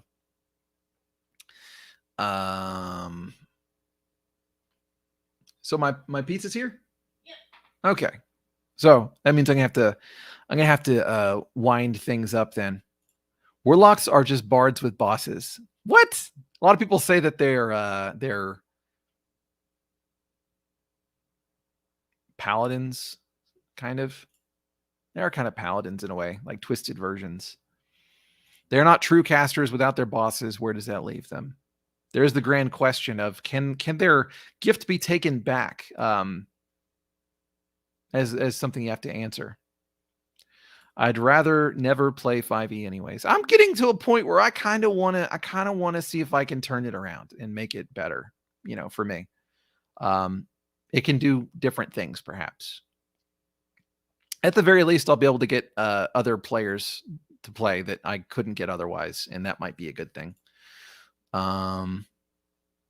Red mages are cool, yes. And if y'all, I really highly okay. I'm gonna recommend this, but it might be terrible and you might think it's absolutely stupid. There's this thing called 8-Bit Theater. You can go on there and it's a Final Fantasy web comic series from back a while back. And they have a red mage on there, and the red mage is one of my favorite characters because he's basically a D&D player. If a D&D player was a Final Fantasy character, and he's like rewriting his own character sheet to min max on certain things, and it's just funny. Red mages are cool. I like the newer College of Spirits. The visual of telling the story of something and getting powers from it is awesome.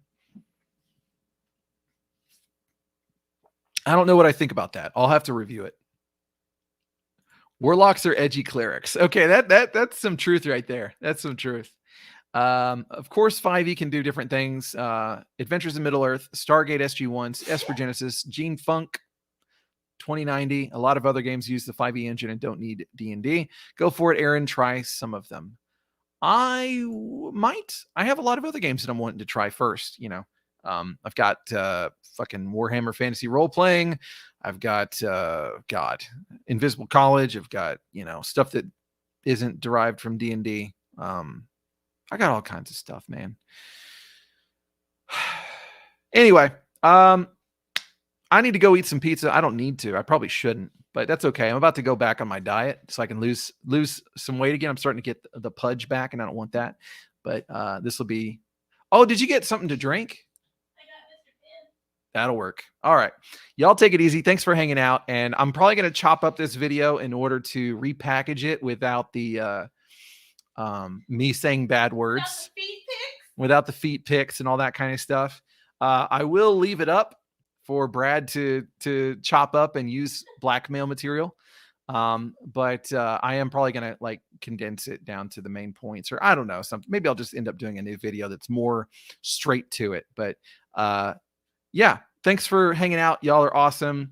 And thank you for putting up with my newfound 5e simping. So peace out.